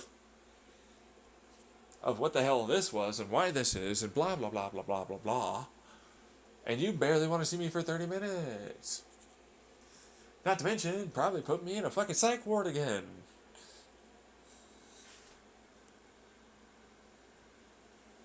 So it's basically the equivalent of go shove it in your fucking little face hole, bitch. You're wrong!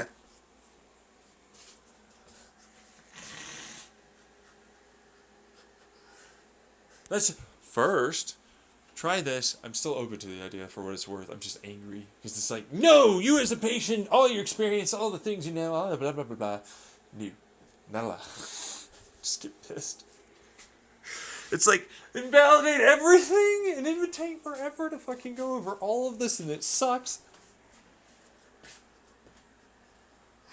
It's really hard on me.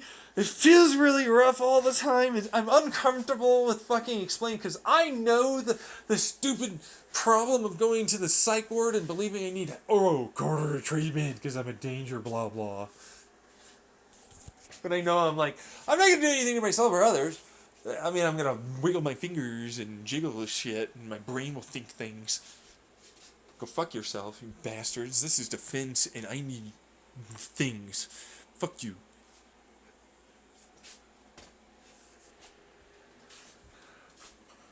Ooh, so scary. Is that really something you need to lock me up for, you bastards?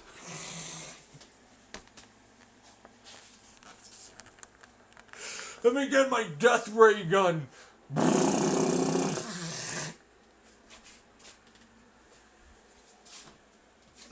Go fuck yourselves, you bastards. Anyways, that's where I'm at. It makes me insanely frustrated and feeling hopeless and helpless, as anyone will. And it makes me want to give up. Who the fuck wants to go through that? Of course it's going to give you depression and anxiety and stress and re-trigger your PTSD.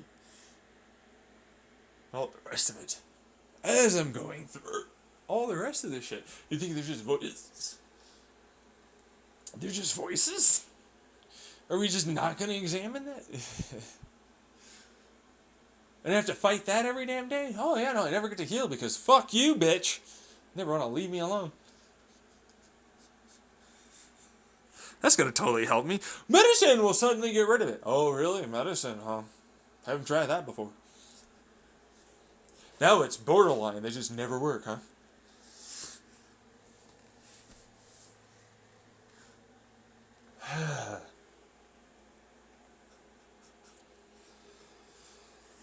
And then, of course, the coping skills and mechanisms I've developed because it's like, man, you know what?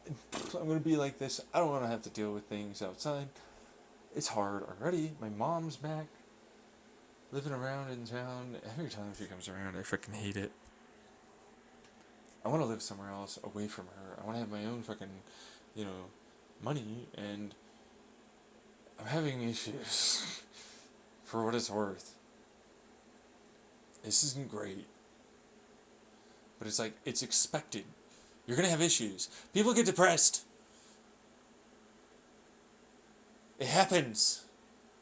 I'm afforded an opportunity to just fucking stay still and still function as best I can.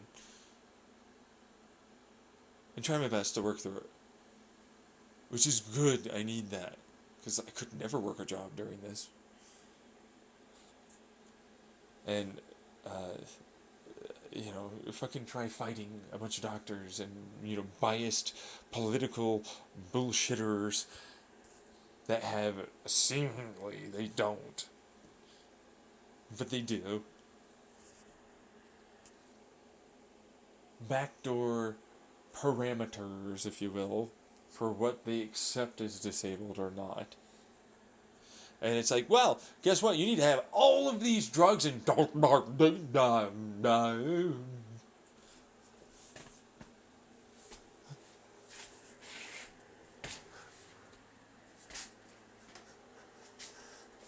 it's like, I'm sorry, I don't, but I'll mask and I need to unmask.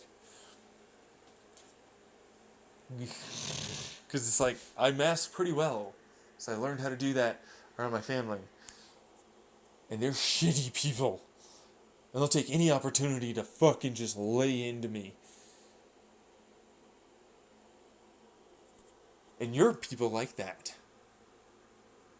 Take any opportunity to use any excuse. And you have more than enough to go around. You're paranoid, overcautious garbage. In my view.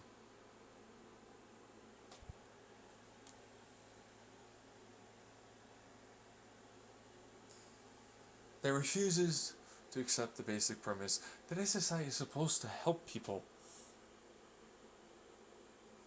It doesn't mean you have to be disabled to get the help. You might not be able to get on your feet for a while, and you need the money.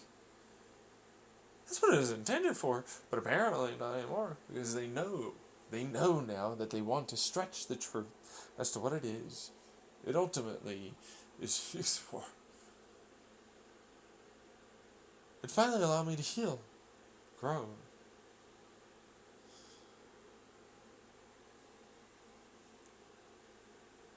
Anyways.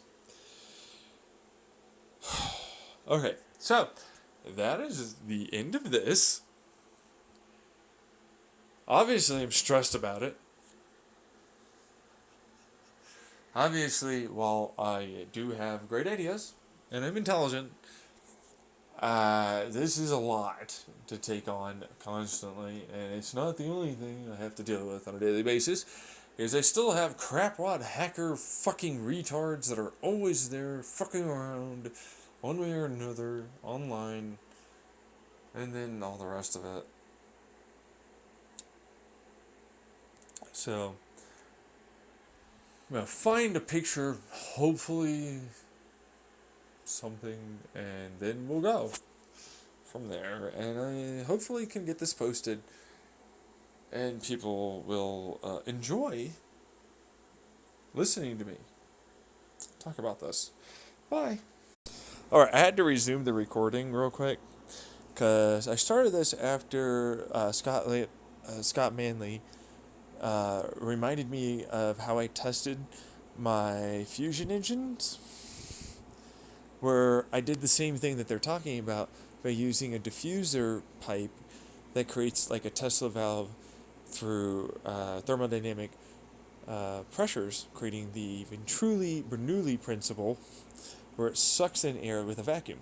But I ended up forming a different design where I use vortexes with another diffuser inside, creating an even greater amount of vacuum with multiples of those, kind of like a Dyson, like miniatures. And then I had a main fusion engine that would, but in this instance, this is to then test this given engine with the inertial acceleration engine to not only test its plasma exhaust, but also the amount of force. So those engines would create the vacuum for both the fuel cell and all the rest of it. But they would be in a mine shaft in a mountain that would then have like like your toilet has a S-trap pipe.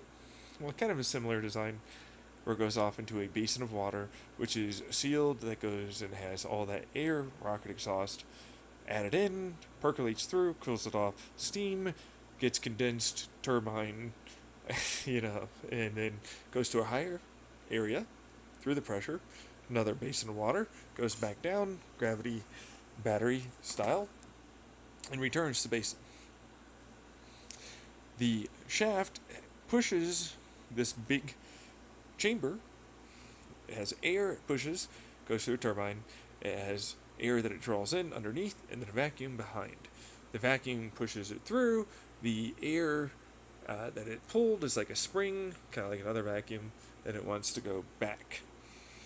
And so that then rushes air back in through the turbine and allows for a spin. So given the amount of heat, the height, the battery, and all that, I can test the given thrust, heat, and energy output that I add in with the plasma exhaust, but also the amount of energy returned from the amount of moved force of the size mass that it moved forward for the amount of energy put in required to do it,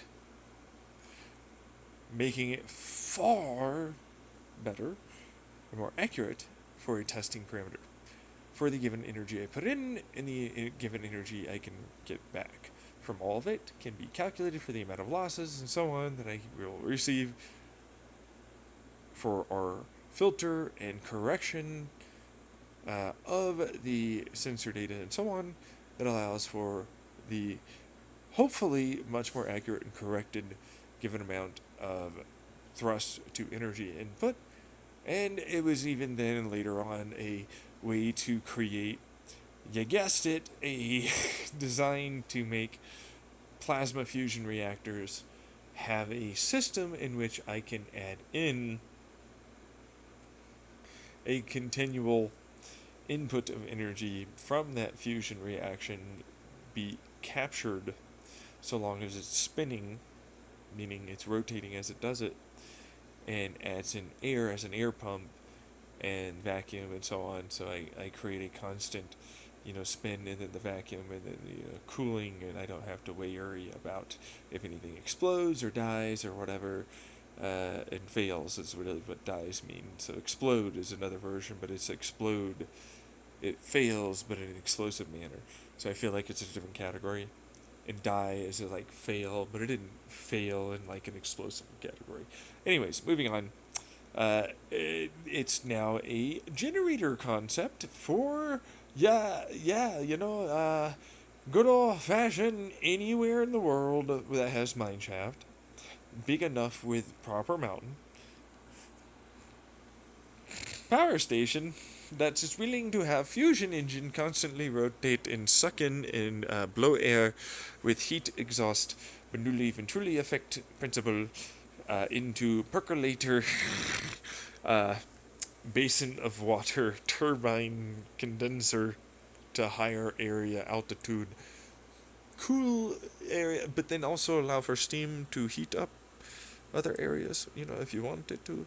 So kind of stuff fart that allows for the power generation station to provide a lot, and I mean a huge amount, but you don't really need it to be super, super large. Anyways, it's an energy capture for fusion, which we don't currently have, but now we have with this result. And so as a result of that result being there, now fusion, not just for thrust, energy generation and capture large amounts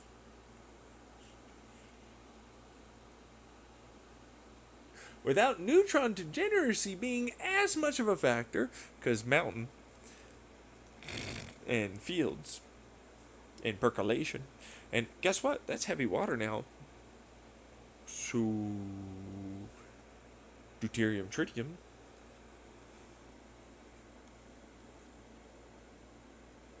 so long as corrected neutron reflector, meaning large amounts of nickel and other things, and some, degrees of light and so on, allow for a increased degree of neutron reflectivity towards water versus other areas. There's still going to be some, but it's a really fast brute force, can have it very soon style of power generation from a double toroidal to shaft diffuser bell in nozzle, which, yes, you guessed it,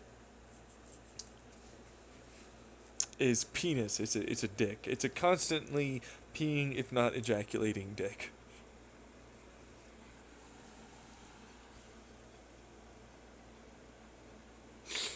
And for what it's worth, it does work. It, instead of having a massive double or toroidal that needs just stupendously large amounts of energy input, because I can fire them like particle accelerators, and if I properly, jiggle them in a resonance and then have them combine in the right area, which then goes through the Bellin diffusal pipe, it then gains thrust, but also that exhaust is captured as a result of this, because the vacuum, and then that pressure then goes off into, you get the whole thing. But it's a it's such a concept, because it has to be at an angle for it to go upwards and still provide pressure and constant thrust in a given direction. Which there's going to have to be a ring-sized obelisk kind of hole. You get the pic. It's like very naughty. Like you're going to get a lot of people that are for sure going to laugh about that.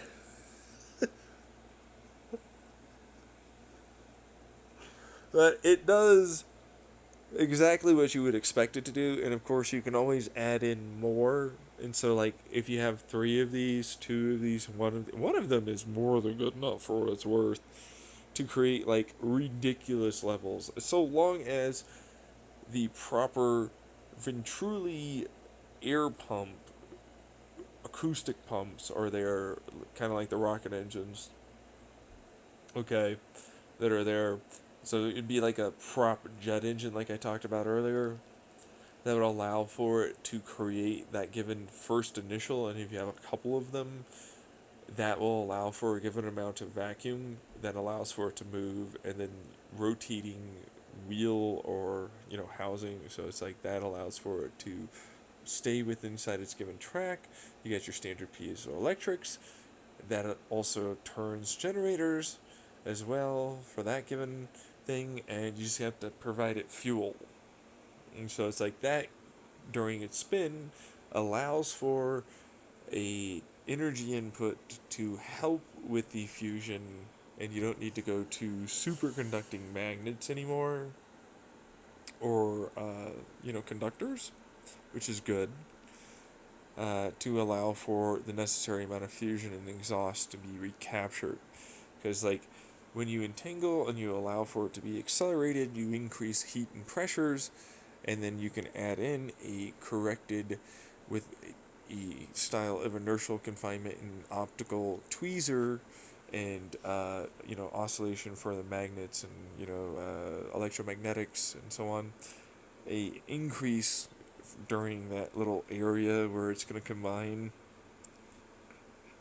be squeezed out the tube, and you still have the toroidal little nozzle there to help grab and accelerate and then squeeze and then exhaust, pumping action.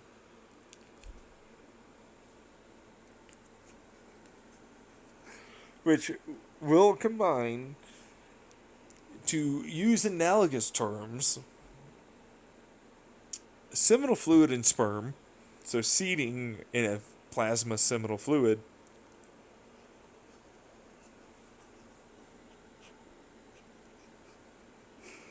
which, of course, with the pumping action, allows for acceleration in the fused material to absorb into the less hot, dense plasma to not have it, harm the bell end and diffusal pipe as it travels and expands out the, bell end and so on. So, it's a good thing to do it. It's very naughty, don't get me wrong. I totally get you. And for the given amount of energy input, which, yes, there's going to be a good amount, you should be able to extract the increased amount of energy that you get from this. Especially since you're going to extract the vast majority of the turboprop jet engine styles and the plasma fusion double toroidal bell end shaft diffuser. It allows for you to rotate in a vacuum style that will also push air in front or pull air, depending on how you want to do it. That helps with acting like an air pump. So all of that will add in to that, so that way it doesn't become way too hot. Input exhaust combustion gas that's going to percolate and diffuse through multiple S-traps, in this instance most likely basin of a man-made lake water that will then have that steam and result of vapor then be able to be cooled by having that go through turbines and so on, and then return back through a given gravity pump system. So this is a gravity pump water battery. So it's a gravity battery and then heat pump condenser style that's going to capture the vast majority of it, but we're also pumping air into the system, so air pressure is going to help with this, but you'll be able to bleed out air pressure and still be able to have the vast majority of water maintained.